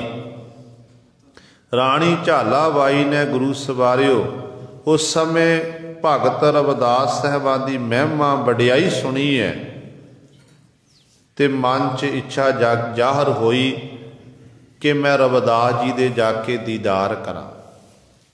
ਰਾਜੇ ਨੂੰ ਆਖਣ ਲੱਗੀ, ਰਾਜਨ ਮੈਂ ਬਨਾਰਸ ਦੀ ਧਰਤੀ ਤੇ ਜਾ ਰਹੀ ਹਾਂ, ਉੱਥੇ ਮੈਂ ਪੂਜਾ ਕਰਨੀ ਹੈ, ਪਾਂਡਿਆਂ ਨੂੰ ਦਾਨ ਦੇਣਾ ਜਾ ਕੇ। ਤੇ ਕਹਿੰਦੇ ਨੇ ਆਪ ਰਾਜੇ ਤੋਂ ਆਗਿਆ ਪ੍ਰਾਪਤ ਕਰਕੇ ਦੁਆਈ ਹੈ, ਬਨਾਰਸ ਦੀ ਧਰਤੀ ਤੇ ਪਹੁੰਚੀ। ਜਿੰਨੇ ਵੀ ਉੱਥੇ ਪਾਂਡਿਆਂ ਦੇ ਡੇਰੇ ਲੱਗੇ ਹੋਏ ਸਨ, ਸਾਰੇ ਪਾਂਡੇ ਰਾਣੀ ਦੇ ਮਗਰ ਮਗਰ ਕਿ ਰਾਣੀ ਹੁਣ ਮੇਰੇ ਕੋਲ ਆਵੇਗੀ, ਕਹਿੰਦਾ ਮੇਰੇ ਕੋਲ ਆਵੇਗੀ। ਇਸ ਤਰ੍ਹਾਂ ਪਾਂਡੇ ਬੜੇ ਸੱਜ ਧੱਜ ਕੇ ਬੈਠੇ ਹੋਏ ਨੇ। ਪਰ ਹੋਇਆ ਕੀ ਹੈ ਕਿ ਰਾਣੀ ਨੇ ਸਾਰਿਆਂ ਦੇ ਦਰ ਛੱਡ ਕੇ ਜਿਸ ਛਪਰੀ ਦੇ ਵਿੱਚ ਬੈਠ ਕੇ ਭਗਤ ਰਵਿਦਾਸ ਸਾਹਿਬਾਨ ਜੀ ਪਰਮੇਸ਼ਰ ਦੀ ਬੰਦਗੀ ਕਰਦੇ ਸਨ, ਕਹਿੰਦੇ ਉੱਥੇ ਗਏ ਨੇ ਤੇ ਜਾ ਕੇ ਰਾਣੀ ਨੇ ਭਗਤ ਰਵਿਦਾਸ ਸਾਹਿਬ ਨੂੰ ਸਜਦਾ ਕਰਤਾ, ਨਮਸਕਾਰ ਕੀਤੀ। ਕਹਿਣ ਲੱਗੀ ਕਿ ਮੈਨੂੰ ਤੁਸੀਂ ਮੇਰੇ ਗੁਰੂ ਹੋ, ਮੈਂ ਤੁਹਾਨੂੰ ਤੁਹਾਡੇ ਪਾਸੋਂ ਮੈਂ ਸਿੱਖਿਆ ਲੈਣ ਵਾਸਤੇ ਮੈਂ ਤੁਹਾਨੂੰ ਗੁਰੂ ਧਾਰਨ ਕਰਦੀ ਹਾਂ। ਤੇ ਭਗਤ ਰਵਿਦਾਸ ਸਾਹਿਬਾਨ ਨੂੰ ਗੁਰੂ ਧਾਰਨ ਕੀਤਾ। ਕਹਿੰਦੇ ਨੇ ਪਰਮੇਸ਼ਰ ਦਾ ਜਸ ਵਡਿਆਈ ਸੁਣੀ ਹੈ। ਹੁਣ ਜਦੋਂ ਰਾਣੀ ਵਾਪਸ ਗਈ ਹੈ, ਰਾਜੇ ਜਿਹੜੇ ਇਹ ਪਾਂਡੇ ਸਨ ਅੱਗ ਬਬੂਲੇ ਹੋ ਗਏ। ਇੱਕ ਸ਼ੂਦਰ ਇੱਕ ਨੀਚ ਨੂੰ, ਨੀਵੀਂ ਜਾਤ ਵਾਲੇ ਨੂੰ ਗੁਰੂ ਧਾਰਨ ਕਰ ਲਿਆ ਤੇ ਸਾਨੂੰ ਛੱਡ ਦਿੱਤਾ। ਕਹਿੰਦੇ ਚਤੌੜ ਦੇ ਕਿਲੇ ਵਿੱਚ ਜਾ ਕੇ ਇਹਨਾਂ ਨੇ ਜਾ ਕੇ ਸ਼ਿਕਾਇਤ ਕਰ ਦਿੱਤੀ ਕਿ ਦੇਖੋ ਅੱਜ ਤੁਹਾਡੀ ਰਾਣੀ ਰਾਜਨ ਤੁਹਾਡੇ ਰਾਜ ਵਿੱਚ ਅਧਰਮ ਵਾਲੀਆਂ ਗੱਲਾਂ ਹੋ ਰਹੀਆਂ ਨੇ। ਧਰਮ ਵਾਲੀ ਕੋਈ ਗੱਲ ਨਹੀਂ, ਅਧਰਮ ਵਾਲੀਆਂ ਗੱਲਾਂ ਹੋ ਰਹੀਆਂ ਨੇ। ਤੇ ਰਾਜਾ ਆਖਣ ਲੱਗਿਆ, ਕਹਿੰਦਾ ਕੀ ਹੋ ਗਿਆ? ਕਹਿਣਗੇ ਤੁਹਾਨੂੰ ਪਤਾ ਹੈ ਜਿਹੜੇ ਸ਼ੂਦਰ ਨੇ, ਸ਼ੂਦਰਾਂ ਨੂੰ ਨਾਮ ਜਪਣ ਦਾ ਅਧਿਕਾਰ ਨਹੀਂ, ਸ਼ੂਦਰ ਜਿਹੜੇ ਪੂਜਾ ਨਹੀਂ ਕਰ ਸਕਦੇ ਹਨ, ਪਰ ਤੁਹਾਡੀ ਰਾਣੀ ਨੇ ਸਾਨੂੰ ਛੱਡ ਕੇ ਇਹਨਾਂ ਰਵਿਦਾਸ ਸ਼ੂਦਰ ਨੂੰ ਆਪਣਾ ਗੁਰੂ ਬਣਾਉਣਾ ਕੀਤਾ। ਰਾਣੀ ਨੂੰ ਸੱਦਿਆ ਗਿਆ, ਰਾਜਾ ਅੱਗ ਬਬੂਲਾ ਹੋਇਆ। ਰਾਣੀ ਕਹਿਣ ਲੱਗੀ ਕਿ ਹਾਂ, ਬਿਲਕੁਲ ਸੱਚ ਹੈ ਕਿ ਮੈਂ ਰਵਿਦਾਸ ਜੀ ਨੂੰ ਆਪਣਾ ਗੁਰੂ ਧਾਰਨ ਕਰਕੇ ਆਈ ਹਾਂ। ਇਹਨਾਂ ਪਾਂਡਿਆਂ ਨੂੰ ਇਹੀ ਦੁੱਖ ਹਨ ਕਿ ਸਾਨੂੰ ਦਸ਼ਨਾ ਨਹੀਂ ਦਿੱਤੀ ਗਈ। ਕਹਿਣ ਲੱਗੀ ਠੀਕ ਹੈ, ਫਲਾਣਾ ਦੇ ਨਿਯਤ ਕੀਤਾ ਗਿਆ ਕਿ ਫਲਾਣੇ ਸਾਰੇ ਪਾਂਡੇ ਚੱਲ ਕੇ ਆਵੋ ਤੇ ਪਾਂਡੇ ਤੁਹਾਨੂੰ ਇੱਥੇ ਅਸੀਂ ਬ੍ਰਹਮ ਭੋਜ ਕਰਾਂਗੇ। ਜਿੰਨੇ ਵੀ ਹੁਣ ਬਨਾਰਸ ਦੇ ਪਾਂਡੇ ਸਨ ਉਹ ਸਾਰੇ ਇਕੱਤਰ ਹੋ ਕੇ ਆਏ। ਉਧਰ ਭਗਤ ਰਵਿਦਾਸ ਸਾਹਿਬਾਨ ਨੂੰ ਰਾਣੀ ਨੇ ਮੈਸੇਜ ਦਿੱਤਾ, ਸੁਨੇਹਾ ਦਿੱਤਾ ਕਿ ਆਪ ਜੀ ਇਸ ਮਹਿਲਾਂ ਵਿੱਚ ਆਵੋ। ਤੇ ਭਗਤ ਰਵਿਦਾਸ ਸਾਹਿਬਾਨ ਜੀ ਕਹਿਣ ਲੱਗੇ, ਰਾਣੀ ਜੇ ਮੈਂ ਮਹਿਲਾਂ ਵਿੱਚ ਚੱਲ ਕੇ ਆਇਆ ਨਾ ਤੇ ਇੱਥੇ ਫਿਰ ਜਿਹੜੇ ਪੰਡਤ ਜਿਹੜੇ ਨੇ ਫੇਰ ਈਰਖਾ ਕਰਨਗੇ, ਫਿਰ ਝਗੜਾ ਸੰਵਾਦ ਹੋਵੇਗਾ, ਇਸ ਕਰਕੇ ਮੈਂ ਨਹੀਂ ਆਉਣਾ। ਜੋ ਰਾਣੀ ਦੇ ਵਾਰ-ਵਾਰ ਕਹਿਣ ਤੇ ਫਿਰ ਗੁਰੂ ਸਰ ਭਗਤ ਰਵਿਦਾਸ ਸਾਹਿਬਾਨ ਜੀ ਪਹੁੰਚੇ ਨੇ। ਕਹਿੰਦੇ ਪਾਂਡੇ ਆ ਗਏ ਨੇ, ਪੰਗਤਾਂ ਲੱਗ ਗਈਆਂ। ਉਧਰ ਜਦੋਂ ਰਵਿਦਾਸ ਜੀ ਦਾ ਆਉਣਾ ਸੁਣਿਆ, ਸਾਹਮਣੇ ਰਵਿਦਾਸ ਜੀ ਨੂੰ ਆਉਂਦਿਆਂ ਨੂੰ ਵੇਖਿਆ ਨਾ, ਤੇ ਉਦੋਂ ਇਹਨਾਂ ਨੇ ਫੇਰ ਰੌਲਾ ਪਾ ਲਿਆ। ਕਹਿਣ ਲੱਗੇ ਅਸੀਂ ਜਿਹੜੇ ਨੀਵੀਂ ਜਾਤੀ ਵਾਲੇ ਹਨ ਉਹਨਾਂ ਨਾਲ ਬੈਠ ਕੇ ਭੋਜਨ ਛਕੀਏ, ਇਹ ਕਿਵੇਂ ਹੋ ਸਕਦਾ ਹੈ। ਰੌਲਾ ਪਿਆ ਤੇ ਭਗਤ ਰਵਿਦਾਸ ਸਾਹਿਬਾਨ ਜੀ ਕਹਿਣ ਲੱਗੇ ਕਿ ਜਿੱਥੇ ਪਾਂਡਿਆਂ ਦੇ ਜੋੜੇ ਨੇ, ਜਿਹੜੀ ਥਾਂ ਤੇ ਪਾਂਡਿਆਂ ਦੇ ਜੋੜੇ ਪਏ ਹੋਏ ਨੇ, ਉਹਨਾਂ ਜੋੜਿਆਂ ਵਿੱਚ ਮੈਨੂੰ ਬਿਠਾਣਾ ਕਰੋ ਤੇ ਇਹਨਾਂ ਨੂੰ ਪੰਗਤ ਵਿੱਚ ਬਿਠਾ ਕੇ ਪਿਆਰ ਨਾਲ ਲੰਗਰ ਪਾਣੀ ਜੋ ਭੋਜਨ ਹੈ ਛਕਾਣਾ ਕਰੋ ਤੇ ਮੈਂ ਜੋੜਿਆਂ ਵਿੱਚ ਹੀ ਠੀਕ ਹਾਂ। ਤੇ ਗੁਰੂ ਸਵਾਰਿਓ, ਹੁਣ ਭਗਤ ਰਵਿਦਾਸ ਜੀ ਦੀ ਨਿਮਰਤਾ ਸੀ, ਜੋੜਿਆਂ ਵਾਲੀ ਥਾਂ ਤੇ ਆਪ ਜਾ ਕੇ ਬੈਠ ਗਏ। ਇੱਧਰ ਪਾਂਡੇ ਬੜੇ ਖੁਸ਼ ਹੋਏ ਕਿ ਰਵਿਦਾਸ ਜਿਹੜਾ ਹੈ ਨੀਵੀਂ ਜਾਤ ਵਾਲੇ ਤਾਂ ਸਾਡੇ ਜੋੜਿਆਂ ਵਿੱਚ ਜਾ ਕੇ ਬੈਠਦੇ ਨੇ ਤੇ ਇੱਥੇ ਇਹ ਖੁਸ਼ੀ ਮਨਾ ਰਹੇ ਨੇ। ਪਰ ਐਸੀ ਪਰਮੇਸ਼ਰ ਨੇ ਖੇਡ ਵਰਤਾਈ ਕਿ ਜਦੋਂ ਪੰਗਤਾਂ ਲੱਗੀਆਂ ਹੋਈਆਂ ਨੇ, ਥਾਲਾਂ ਵਿੱਚ ਜਿਹੜਾ ਭੋਜਨ ਪਕਵਾਨ ਪਰੋਸੇ ਜਾ ਰਹੇ ਨੇ, ਵਰਤਾਵੇ ਲੱਗੇ ਹੋਏ ਨੇ, ਤੇ ਕੀ ਪੰਡਤ ਕੱਲਾ ਕੱਲਾ ਪੰਡਤ ਦੇਖਦਾ ਕਿ ਵਰਤਾਵਾ ਵੀ ਰਵਿਦਾਸ ਹੈ, ਜਿਹੜਾ ਸਾਡੇ ਨਾਲ ਇੱਕ ਥਾਲ ਵਿੱਚ ਬਹਿ ਕੇ ਖਾ ਰਿਹਾ ਹੈ, ਕੋਲ ਬੈਠਾ ਹੋਇਆ ਉਹ ਵੀ ਰਵਿਦਾਸ ਹੈ। ਤੇ ਰੌਲਾ ਪਾਉਣ ਲੱਗ ਪਏ, ਕਹਿਣ ਲੱਗੇ ਕਿ ਦੇਖੋ ਜੀ ਸਾਡੇ ਨਾਲ ਧੋਖਾ ਕੀਤਾ ਜਾ ਰਿਹਾ। ਇੱਕ ਕਹਿੰਦਾ ਰਵਿਦਾਸ ਮੇਰੇ ਨਾਲ ਬੈਠਾ ਹੋਇਆ, ਦੂਜਾ ਕਹਿਣ ਲੱਗਾ ਕਿ ਰਵਿਦਾਸ ਇਹ ਭੋਜਨ ਵਰਤਾ ਰਿਹਾ ਹੈ, ਜਲ ਵਰਤਾ ਰਿਹਾ ਹੈ। ਤੇ ਰਾਜਾ ਕਹਿਣ ਲੱਗਿਆ ਦੇਖੋ ਰਵਿਦਾਸ ਇੱਕ ਹੈ, ਉਹ ਸਾਹਮਣੇ ਜੋੜਿਆਂ ਵਿੱਚ ਬੈਠਾ ਹੋਇਆ, ਰਵਿਦਾਸ ਇੱਕ ਹੈ ਤੇ ਤੁਸੀਂ ਕਹਿ ਰਹੇ ਹੋ ਕਿ ਮੇਰੇ ਨਾਲ ਰਵਿਦਾਸ ਬੈਠਾ, ਮੇਰੇ ਨਾਲ ਰਵਿਦਾਸ ਬੈਠਾ ਹੋਇਆ। ਤੇ ਉਦੋਂ ਗੁਰੂ ਸਰ ਜਿਹੜੇ ਸਿਆਣੇ ਪੰਡਤ ਸੀ ਨਾ, ਇਹਨਾਂ 'ਚ ਪੰਡਤ ਸਿਆਣੇ ਵੀ ਸਨ, ਕਹਿਣ ਲੱਗੇ ਕਿਉਂ ਆਪਾਂ ਜਾਤ ਪਾਤ ਦੇ ਵਿਤਕਰੇ 'ਚ ਪਏ ਹੋਏ ਹੋ। ਦੇਖੋ ਇਸ ਰਵਿਦਾਸ ਜੀ ਨੇ ਪਰਮੇਸ਼ਰ ਦੀ ਬੰਦਗੀ ਕੀਤੀ, ਇਹ ਰੱਬ ਦਾ ਪਿਆਰਾ ਭਗਤ ਬਣਿਆ। ਸਾਡੇ ਕਹਿਣ ਤੇ ਇਹ ਜੋੜਿਆਂ ਵਿੱਚ ਜਾ ਕੇ ਬੈਠਾ ਹੋਇਆ, ਪਰ ਪਰਮੇਸ਼ਰ ਨੇ ਇਹਨੂੰ ਮਾਣ ਦੇਣਾ ਕੀਤਾ, ਵਡਿਆਈ ਦੇਣਾ ਕੀਤੀ ਹੈ। ਇਸ ਕਰਕੇ ਈਰਖਾ ਛੱਡੋ। ਜੇ ਆਪਣਾ ਭਲਾ ਲੋਚਦੇ ਨਾ, ਜੇ ਚਾਹੁੰਦੇ ਕਿ ਸਾਨੂੰ ਸਾਡੇ ਉੱਤੇ ਪਰਮੇਸ਼ਰ ਦੀ ਮਾਲਕ ਦੀ ਕਿਰਪਾ ਹੋ ਜਾਵੇ, ਕਹਿੰਦੇ ਰਵਿਦਾਸ ਜੀ ਨੂੰ ਆਪਣੇ ਨਾਲ ਬਿਠਾ ਕੇ ਲੰਗਰ ਪਾਣੀ ਇਕੱਠੇ ਬਹਿ ਕੇ ਛਕੀਏ। ਤੇ ਗੁਰੂ ਸਵਾਰੇ ਉਦੋਂ ਇਹਨਾਂ ਸਾਰੇ ਪੰਡਤਾਂ ਨੇ ਬੇਨਤੀ ਕੀਤੀ, ਭਗਤ ਰਵਿਦਾਸ ਨੇ ਆਪਣੇ ਕੋਲ ਬਿਠਾਇਆ ਤੇ ਭਗਤ ਰਵਿਦਾਸ ਸਾਹਿਬਾਨ ਦੇ ਨੇਤਰਾਂ ਵਿੱਚ ਹੰਝੂ ਡਿੱਗੇ ਨੇ। ਜਦੋਂ ਹੰਝੂ ਡਿੱਗੇ ਨੇ ਤੇ ਉਦੋਂ ਭਗਤ ਰਵਿਦਾਸ ਸਾਹਿਬ ਜੀ ਨੇ ਇਹ ਬਰਾਗ ਵਿੱਚ ਆ ਕੇ ਇਹ ਸ਼ਬਦ ਉਚਾਰਨ ਕੀਤਾ ਕਿ ਐਸੀ ਲਾਲ ਤੁਝ ਬਿਨ ਕੌਣ ਕਰੈ, ਗਰੀਬ ਨਿਵਾਜ ਗੁਸਾਈਆ ਮੇਰਾ, ਮਾਥੈ ਛਤਰ ਧਰੈ। ਐਸੀ ਲਾਲ, हे ਪਿਆਰੇ ਲਾਲ ਪਰਮੇਸ਼ਰ, ਤੁਝ ਬਿਨ ਕੌਣ ਕਰੈ, ਤੇ ਤੋਂ ਬਿਨਾਂ ਇਹ ਕਾਰਜ ਕੌਣ ਕਰ ਸਕਦਾ ਹੈ, ਕਿਹੜਾ ਇਹ ਕੰਮ ਕਰ ਸਕਦਾ ਹੈ। ਕਿਉਂਕਿ ਗਰੀਬ ਨਿਵਾਜ ਆਪ ਜੀ, ਗਰੀਬਾਂ ਨੂੰ ਨਿਵਾਜਣ ਵਾਲੇ ਹੋ। ਮੇਰੇ ਗੁਸਾਈ ਧਰਤੀ ਦੇ ਮਾਲਕ ਹੋ, ਤੇ ਮਾਥੈ ਛਤਰ ਧਰੈ, ਆਪ ਜੀ ਹੀ ਮੇਰੇ ਮੱਥੇ ਉੱਤੇ, ਸਿਰ ਉੱਤੇ ਇਹ ਛਤਰ ਧਰ ਸਕਦੇ ਹਨ। ਭਾਵ ਆਪ ਹੀ ਮੈਨੂੰ ਇਹ ਮਾਣ ਵਡਿਆਈ ਦੇ ਸਕਦੇ ਨੇ, ਹੋਰ ਕੋਈ ਦੇਣ ਵਾਲਾ ਨਹੀਂ ਹੈ। ਕਿਉਂਕਿ ਜਿਸ ਨੇ ਵੀ ਪਰਮਾਤਮਾ ਨੂੰ ਚੇਤੇ ਕੀਤਾ, ਵਾਹਿਗੁਰੂ ਨੇ ਉਹਨਾਂ ਨੂੰ ਮਾਣ ਸਨਮਾਨ ਦਿੱਤਾ ਹੈ। ਇਹ ਸੱਚਾਈ ਹੈ। ਸਦਨੇ ਕਸਾਈ ਦੇ ਅੰਦਰ ਪਰਮਾਤਮਾ ਦੇ ਪ੍ਰਤੀ ਭਾਵਨਾ ਜਾਗੀ, ਬਰਾਗ ਪੈਦਾ ਹੋਇਆ, ਤੇ ਸਦਨੇ ਨੇ ਚੇਤੇ ਕੀਤਾ, ਤੇ ਸਤਿਗੁਰੂ ਪਾਤਸ਼ਾਹ ਨੇ ਸਦਨੇ ਨੂੰ ਮਾਣ ਦੇ ਦਿੱਤਾ। ਆਪਾਂ ਜਿੱਥੇ 15 ਭਗਤਾਂ ਦੀ ਬਾਣੀ ਹੈ ਗੁਰੂ ਗ੍ਰੰਥ ਸਾਹਿਬ ਮਹਾਰਾਜ ਵਿੱਚ, ਭਗਤਾਂ ਦੀ ਗਿਣਤੀ ਕਰਦੇ ਆ ਨਾ, ਉਹਨਾਂ ਭਗਤਾਂ ਦੇ ਵਿੱਚੋਂ ਤੇ ਭਗਤ ਸਦਨੇ ਦੀ ਬਾਣੀ ਵੀ ਆਉਂਦੀ ਹੈ। ਨਿਰਪਕੰਨਿਆ ਕੇ ਕਾਰਨ ਇੱਕ ਭਿਆ ਭੇਖ ਧਾਰੀ, ਕਾਮਾਰਥੀ ਸਵਾਰਥੀ ਬਾਕੀ ਬਾਕੀ ਪੈਜ ਸਵਾਰੀ। ਇਹ ਸ਼ਬਦ ਭਗਤ ਸਦਨੇ ਜੀ ਦਾ, ਜਿੱਥੇ ਆਪਾਂ ਗੁਰੂ ਗ੍ਰੰਥ ਸਾਹਿਬ ਮੱਥਾ ਟੇਕਦੇ ਹਾਂ, ਨਾਲ ਭਗਤ ਸਦਨੇ ਨੂੰ ਵੀ ਮੱਥਾ ਟੇਕਿਆ ਜਾ ਰਿਹਾ ਹੈ। ਪਾਂਡਿਆਂ ਨੇ ਧੱਕੇ ਮਾਰ ਕੇ ਦਿਉਰਿਆਂ ਵਿੱਚੋਂ ਬਾਹਰ ਕੱਢਿਆ ਨਾਮ ਦੇ ਜੈਸਿਆਂ ਨੂੰ, ਤੇ ਗੁਰੂ ਨਾਨਕ ਸਾਹਿਬ ਮਹਾਰਾਜ ਸਮਾਂ ਆਇਆ, ਪੰਜਵੇਂ ਪਾਤਸ਼ਾਹ ਨੇ ਬਾਣੀ ਇਕੱਤਰ ਕੀਤੀ।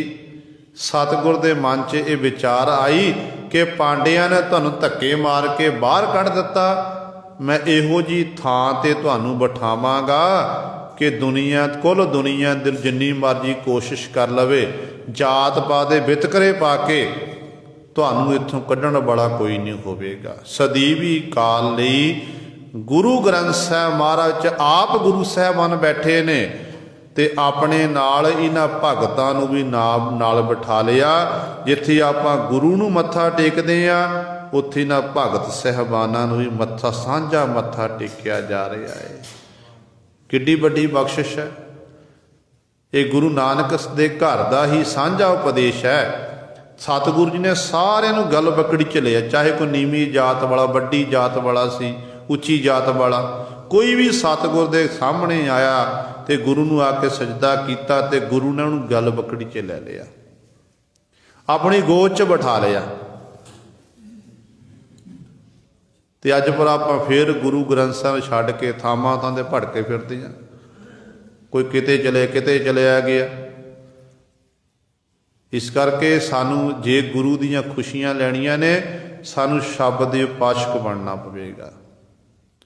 ਜਿੰਨੀ ਆਪਾਂ ਬਾਣੀ ਪੜ੍ਹਾਂਗੇ ਨਾ, ਥੋੜ੍ਹੀ ਹੈ, ਬਾਣੀ ਦੇ ਵਿੱਚੋਂ ਹੀ ਸਾਨੂੰ ਸਭ ਕੁਝ ਪ੍ਰਾਪਤ ਹੋਣਾ ਹੈ।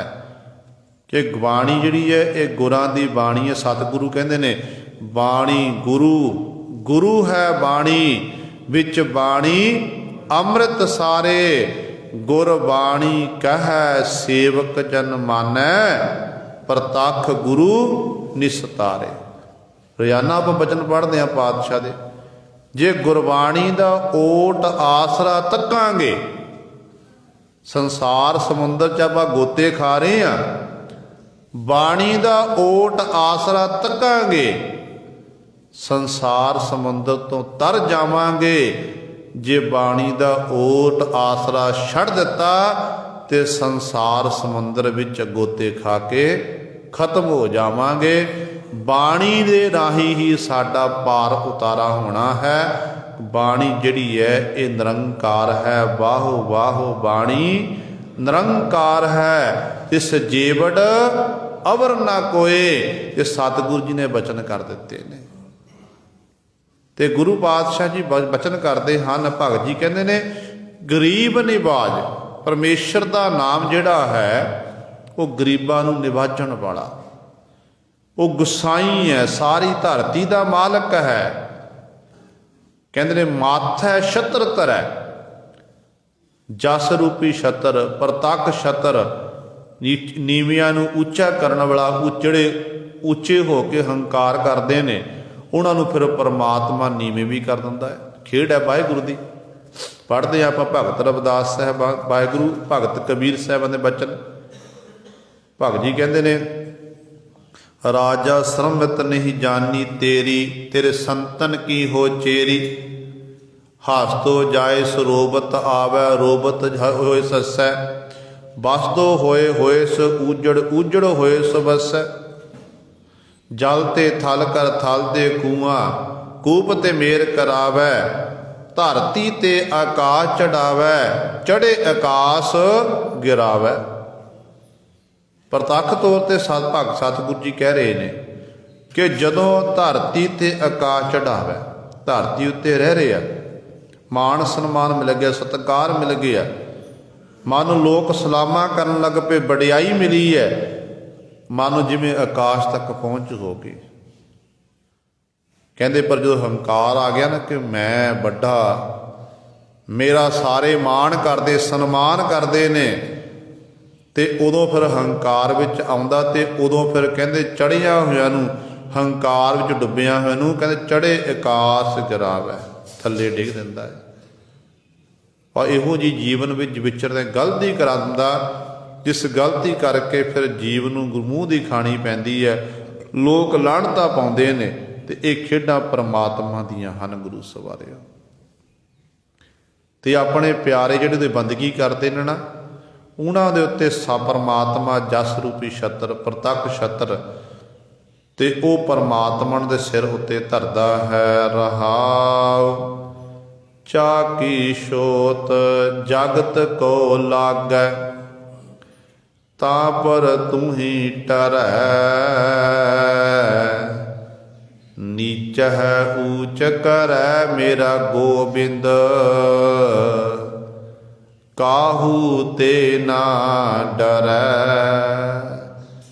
ਜਾ ਕੀ ਛੋਤ ਜਗਤ ਕੋ ਲਾਗੈ। ਛੋਤ ਕਹਿੰਦੇ ਨੇ ਭਿੱਟ, ਪਰਛਾਵਾਂ ਭਿੱਟ। ਹਾਲਾਤ ਇਹੋ ਜਿਹੇ ਸਨ ਉਸ ਸਮੇਂ ਕਿ ਦੁਨੀਆ ਦੇ ਲੋਕ ਜਿਹੜੇ ਉੱਚੀਆਂ ਜਾਤਾਂ ਵਾਲੇ ਸਨ, ਕਿਸੇ ਬ੍ਰਾਹਮਣ ਉੱਤੇ ਨੀਵੀਂ ਜਾਤ ਵਾਲੇ ਦਾ ਪਰਛਾਵਾਂ ਵੀ ਪੈ ਜਾਂਦਾ ਸੀ, ਤੇ ਗੰਗਾ ਦੇ ਜਲ ਨਾਲ ਇਸ਼ਨਾਨ ਕਰਦੇ ਸਨ। ਕਹਿੰਦੇ ਸੀ ਭਿੱਟੇ ਕੇ। ਪਰ ਕਹਿੰਦੇ ਜਦੋਂ ਪਰਮਾਤਮਾ ਦੀ ਕਿਰਪਾ ਹੋਈ, ਉਸ ਨੀਵੀਂ ਜਾਤ ਵਾਲੇ ਨੇ ਰਵਿਦਾਸ ਸਾਹਿਬਾਨ ਜੀ ਨੂੰ ਉਸ ਮਾਲਕ ਦਾ ਸਿਮਰਨ ਕੀਤਾ, ਇਕਮਿਕ ਹੋਏ। ਉਹਨਾਂ ਨੀਵਿਆਂ ਨੂੰ ਵਡਿਆਈ ਦੇਣ ਵਾਲੇ ਵਾਹਿਗੁਰੂ ਆਪ ਹਨ। ਉਹਨਾਂ ਨੇ ਉਹਨਾਂ ਨੂੰ ਮਾਣ ਸਨਮਾਨ ਦਿੱਤਾ ਤੇ ਐਡੀ ਵੱਡੀ ਬਖਸ਼ਿਸ਼ ਕਰ ਦਿੱਤੀ ਕਿ ਨੀਚ ਹੈ ਊਚ ਕਰੈ ਮੇਰਾ ਗੋਬਿੰਦ। ਨੀਵਿਆਂ ਨੂੰ ਉੱਚਾ ਚੁੱਕਿਆ, ਰਵਿਦਾਸ ਜੀ ਨੂੰ ਉੱਚਾ ਚੁੱਕਿਆ, ਕਬੀਰ ਨੂੰ ਉੱਚਾ ਚੁੱਕਿਆ। ਤੇ ਇੱਥੋਂ ਤੱਕ ਗੁਰੂ ਸਵਾਰਿਓ, ਪਰਮੇਸ਼ਰ ਜਦੋਂ ਵਡਿਆਈ ਦਿੰਦਾ ਨਾ, ਕਿਸੇ ਤੋਂ ਡਰਦਾ ਨਹੀਂ ਹੈ। ਦੁਨਿਆਵੀ ਰਾਜਾ ਨਾ, ਦੁਨਿਆਵੀ ਰਾਜਾ ਕਿਸੇ ਉੱਤੇ ਪ੍ਰਸੰਨ ਹੋ ਜਾ, ਖੁਸ਼ ਹੋ ਜਾਵੇ, ਕਿਸੇ ਨੂੰ ਉਹ ਕੁਝ ਮਾਣ ਸਨਮਾਨ ਵਡਿਆਈ ਦੇ ਦੇਵੇ ਨਾ, ਜਿਹੜੇ ਨਾਲ ਦੇ ਨੇ ਉਹ ਫਿਰ ਈਰਖਾ ਕਰਨ ਲੱਗ ਪੈਂਦੇ ਨੇ। ਕਈ ਵਾਰੀ ਰਾਜਾ ਫਿਰ ਆਪਣੇ ਸੰਗੀ ਸਾਥੀਆਂ ਦੇ ਆਖੇ ਲੱਗ ਕੇ ਉਲਟ ਵੀ ਕਰਮ ਕਰ ਦਿੰਦਾ ਹੈ। ਪਰ ਪਰਮੇਸ਼ਰ ਰੂਪੀ ਜਿਹੜਾ ਰਾਜਾ ਹੈ, ਤੇ ਗੁਰੂ ਸਵਾਰ ਜਦੋਂ ਉਹ ਵਡਿਆਈ ਮਾਣ ਦਿੰਦਾ ਨਾ, ਕਿਸੇ ਦੀ ਵੀ ਝੇਪ ਨਹੀਂ ਰੱਖਦਾ।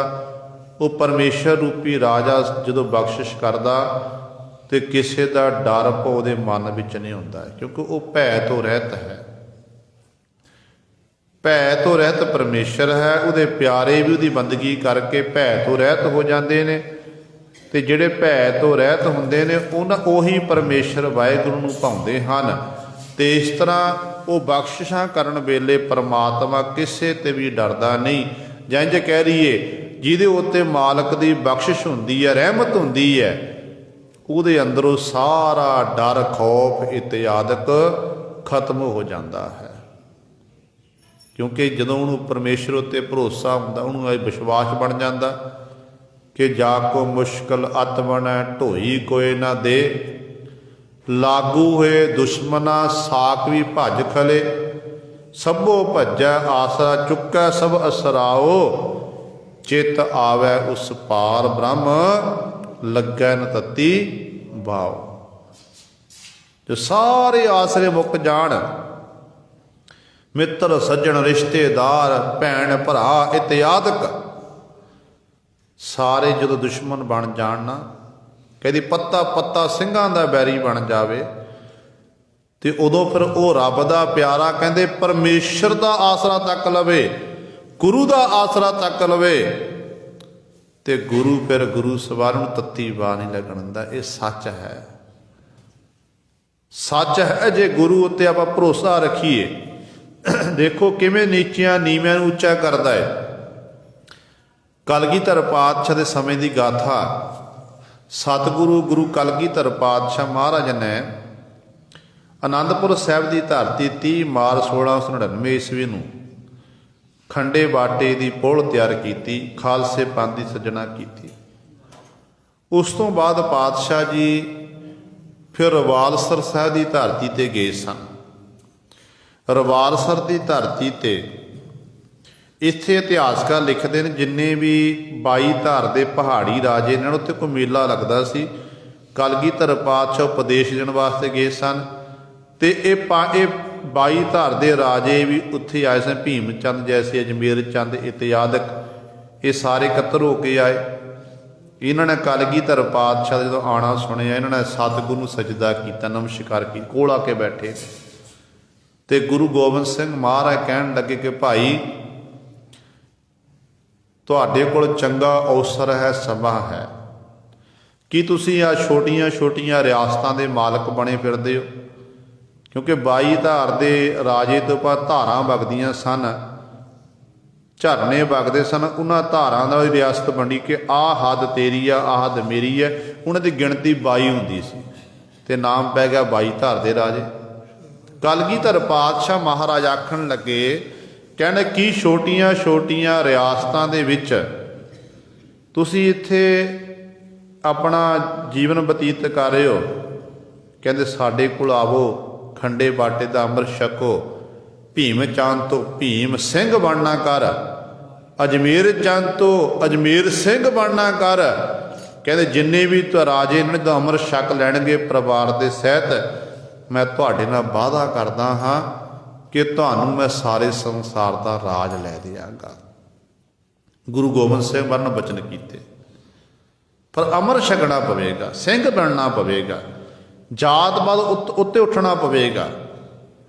ਤੇ ਰਾਜਾ ਭੀਮ ਚੰਦ ਆਖਣ ਲੱਗਿਆ, ਕਲਗੀਧਰ ਪਾਤਸ਼ਾਹ ਠੀਕ ਹੈ, ਅਸੀਂ ਤੁਹਾਡੇ ਵੱਲੋਂ ਤਿਆਰ ਕੀਤਾ ਹੋਇਆ ਖੰਡੇ ਬਾਟੇ ਦਾ ਅੰਮ੍ਰਿਤ ਛਕਣ ਲਈ ਤਿਆਰ ਹੈ।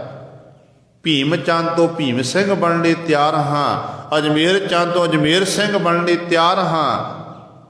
ਪਰ ਗੱਲ ਇਹ ਹੈ ਕਿ ਸਾਡਾ ਬਾਟਾ ਜਿਹੜਾ ਹੈ ਉਹ ਵੱਖਰਾ ਤਿਆਰ ਕੀਤਾ ਜਾਵੇ। ਕਲਗੀਧਰ ਪਾਤਸ਼ਾਹ ਕਹਿੰਦੇ ਇਹ ਕਿਵੇਂ, ਕਿਉਂ ਭਾਈ? ਕਹਿਣ ਲੱਗੇ ਕਿ ਪਾਤਸ਼ਾਹ ਤੁਸੀਂ ਬਾਟਾ ਸਾਂਝਾ ਕਰਾਉਂਦੇ ਨੇ ਨਾ, ਤੁਹਾਡੇ ਇਸ ਬਾਟੇ ਨੂੰ ਨੀਵੀਆਂ ਜਾਤਾਂ ਵਾਲੇ ਵੀ ਪੀਂਦੇ ਨੇ, ਸ਼ੂਦਰ ਵੀ ਹਨ, ਖੱਤਰੀ ਵੀ ਹਨ, ਬ੍ਰਾਹਮਣ ਵੀ, ਵੈਸ ਵੀ, ਸਾਰੇ ਇੱਕ ਥਾਂ ਤੇ ਇਕੱਤਰ ਨੇ। ਅਸੀਂ ਉੱਚ ਕੋਟੀ ਦੇ ਲੋਕ ਹਾਂ, ਸਾਡੀਆਂ ਉੱਚੀਆਂ ਕੁਲਾਂ ਹਨ, ਉੱਚੀ ਜਾਤੀ ਵਾਲੇ ਸੀ, ਕਿਵੇਂ ਇੱਕ ਸ਼ੂਦਰ ਦਾ ਜੂਠਾ ਪੀ ਲਈਏ? ਗੁਰੂ ਗੋਬਿੰਦ ਸਿੰਘ ਮਹਾਰਾਜ ਕਹਿਣ ਲੱਗੇ ਕਿ ਭਾਈ ਫਿਰ ਇਹ ਤੁਸੀਂ ਅੰਮ੍ਰਿਤ ਨਹੀਂ ਛਕ ਸਕਦੇ। ਇਸੇ ਹੀ ਜਾਤ ਪਾਤ ਦੇ ਵਿਤਕਰੇ ਨੂੰ ਖਤਮ ਕਰਨ ਵਾਸਤੇ ਅਸੀਂ ਇਹ ਖੰਡੇ ਬਾਟੇ ਦੀ ਪੋਲ ਤਿਆਰ ਕੀਤੀ ਹੈ ਤਾਂ ਕਿ ਸਾਰੇ ਇੱਕ ਥਾਂ ਤੇ ਇਕੱਤਰ ਹੋ ਜਾਣ। ਫਿਰ ਗੁਰੂ ਗੋਬਿੰਦ ਸਿੰਘ ਮਹਾਰਾਜ ਨੇ ਬਖਸ਼ਿਸ਼ ਕੀਤੀ ਤੇ ਗੁਰੂ ਸਾਹਿਬ ਜਿਹੜੇ ਜੰਗ ਯੁੱਧ ਹੋਏ ਨੇ, ਇੱਥੋਂ ਫਿਰ ਆਰੰਭਤਾ ਹੋ ਗਈ। ਫਿਰ ਸਤਿਗੁਰ ਦਾ ਪਰਿਵਾਰ ਅੱਗੇ ਖੇਰੂ ਖੇਰੂ ਵੀ ਹੋਇਆ ਤੇ ਜਿੰਨੀਆਂ ਵੀ ਯੁੱਧਾਂ ਹੋਈਆਂ ਨੇ, ਜੰਗ ਹੋਏ ਨੇ, ਹਰ ਯੁੱਧ ਵਿੱਚ ਗੁਰੂ ਕਲਗੀਧਰ ਪਾਤਸ਼ਾਹ ਮਹਾਰਾਜ ਨੂੰ ਜਿੱਤ ਪ੍ਰਾਪਤ ਹੋਈ। ਸੋ ਇਹ ਹੈ ਗੁਰੂ ਪਾਤਸ਼ਾਹ ਜੀ ਉੱਚੇ ਕਰਨ ਵਾਲੇ। ਇੱਕ ਪਾਸੇ 22 ਧਾਰ ਦੇ ਜਿਹੜੇ ਰਾਜੇ ਸਨ ਉਹ ਸਨ, ਇੱਕ ਪਾਸੇ ਗੁਰੂ ਕਲਗੀਧਰ ਪਾਤਸ਼ਾਹ।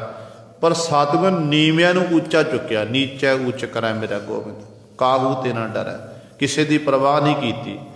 ਤੇ ਇਸ ਤਰ੍ਹਾਂ ਗੁਰੂ ਸਵਾਰੇ ਉਸ ਮਾਲਕ ਨਾਲ ਕਿ ਜਾ ਕੀ ਸ਼ੋਧ ਜਗਤ ਕੋ ਲਾਗਾ ਤਾਂ ਪਰ ਤੂੰ ਹੀ ਡਰੈ, ਨੀਚਾ ਉੱਚ ਕਰੈ ਮੇਰਾ ਗੋਬਿੰਦ, ਕਾਹੂ ਤੇ ਨਾ ਡਰੈ। ਤੇ ਅਗਲਾ ਵਚਨ ਕਰਦੇ ਨੇ, ਨਾਮ ਦੇਵ ਕਬੀਰ ਤਿਲੋਚਨ ਸਦਨਾ ਸੈਨ ਤਰੈ, ਕਹਿ ਰਵਿਦਾਸ ਸੁਨਹੁ ਰੇ ਸੰਤਹੁ, ਹਰ ਜੀਉ ਤੇ ਸਭੈ ਸਰੈ। ਭਗਤ ਰਵਿਦਾਸ ਸਾਹਿਬਾਨ ਜੀ ਕਹਿਣ ਕਿੱਥੋਂ ਤੱਕ ਤੁਹਾਨੂੰ ਸਮਝਾਵਾਂ। ਕਹਿੰਦੇ ਦੇਖੋ ਨਾਮਦੇਵ ਜੀ ਹੋਏ ਨੇ, ਰੱਬ ਦੇ ਪਿਆਰੇ ਭਗਤ ਕਬੀਰ ਜੀ ਹੋਏ ਨੇ, ਤਲੋਚਨ ਜੈਸੇ ਹੋਏ ਨੇ, ਸਦਨਾ ਜੈਸਾ ਜਿਹੜਾ ਕਸਾਈ ਪੁਣੇ ਦਾ ਕੰਮ ਕਰਦਾ ਸੀ ਉਹ ਤਰ ਗਿਆ। ਸੈਣ ਜੈਸੇ ਸੈਣ ਨਾਈ ਬੁੱਤਕਾਰੀ ਆ, ਉਹ ਘਰ ਘਰ ਸੁਣਿਆ, ਹਿਰਦੈ ਵਸਿਆ ਪਾਰ ਭਗਤਾਂ ਮੈਂ ਗਿਣਿਆ, ਉਹਦੀ ਗਿਣਤੀ ਭਗਤਾਂ ਵਿੱਚ ਹੋ ਗਈ। ਪਰਮੇਸ਼ਰ ਦੀ ਬੰਦਗੀ ਕੀਤੀ ਇਬਾਦਤ ਕਰਨ ਦੇ ਰਾਹੀਂ, ਕਹਿੰਦੇ ਉਹ ਸਾਰੇ ਤਰ ਗਏ। ਜਿਨ ਜਿਨ ਨਾਮ ਧਿਆਇਆ ਤਿਨ ਕੇ ਕਾਜ ਸਰੇ, ਇਹ ਸਾਰੇ ਤਰ ਗਏ। ਕਹਿੰਦੇ ਕਹਿ ਰਵਿਦਾਸ ਸੁਨੋ ਰੇ ਸੰਤੋ, ਰਵਿਦਾਸ ਜੀ ਕਹਿ ਰਹੇ ਹਨ ਇਹ ਸ਼ਾਂਤ ਆਤਮ ਸੰਤ ਜਨੋ ਸੁਣਨਾ ਕਰੋ, ਹਰ ਜੀਉ ਤੇ ਸਭੈ ਸਰੈ। ਹਰੀ ਪਰਮਾਤਮਾ ਤੇ ਸਾਰੇ ਸਰ ਜਾਂਦੇ ਨੇ, ਭਾਵ ਜਿਹੜੇ ਹਰੀ ਦੇ ਲੜ ਲੱਗ ਜਾਂਦੇ ਹਨ, ਹਰੀ ਪਰਮਾਤਮਾ ਕਿਰਪਾ ਕਰਕੇ ਉਹਨਾਂ ਨੂੰ ਫਿਰ ਸੰਸਾਰ ਸਮੁੰਦਰ ਤੋਂ ਤਾਰ ਦਿੰਦਾ ਹੈ, ਉਹਨਾਂ ਦਾ ਭਲਾ ਕਰ ਦਿੰਦਾ ਹੈ। ਹਰੀ ਪਰਮਾਤਮਾ ਹੀ ਸਾਰੀ ਇਹ ਬਣਤ ਬਣਾਉਣ ਵਾਲਾ ਹੈ, ਸਾਰੀਆਂ ਖੇਡਾਂ ਉਸ ਹਰੀ ਪਰਮਾਤਮਾ ਦੀਆਂ ਹਨ। ਇਸ ਕਰਕੇ ਹਰੀ ਦਾ ਸਿਮਰਨ ਕਰੀਏ, ਬੰਦਗੀ ਕਰੀਏ, ਫਿਰ ਸਾਡਾ ਲੋਕ ਸੁਖੀਏ ਪਰਲੋਕ ਸਹੇਲੇ। ਨਾਨਕ ਹਰ ਪ੍ਰਭ ਆਪੇ ਮੇਲੇ ਦੀ ਪਾਤਸ਼ਾਹ ਜੀ ਬਖਸ਼ਿਸ਼ ਕਰਨਗੇ। ਹੋਈਆਂ ਭੁੱਲਾਂ ਚੁੱਕਾਂ ਦੀ ਖਿਮਾ। ਆਓ ਅਖੀਰਲੀਆਂ ਪੰਕਤੀਆਂ ਪੜ੍ਹ ਕੇ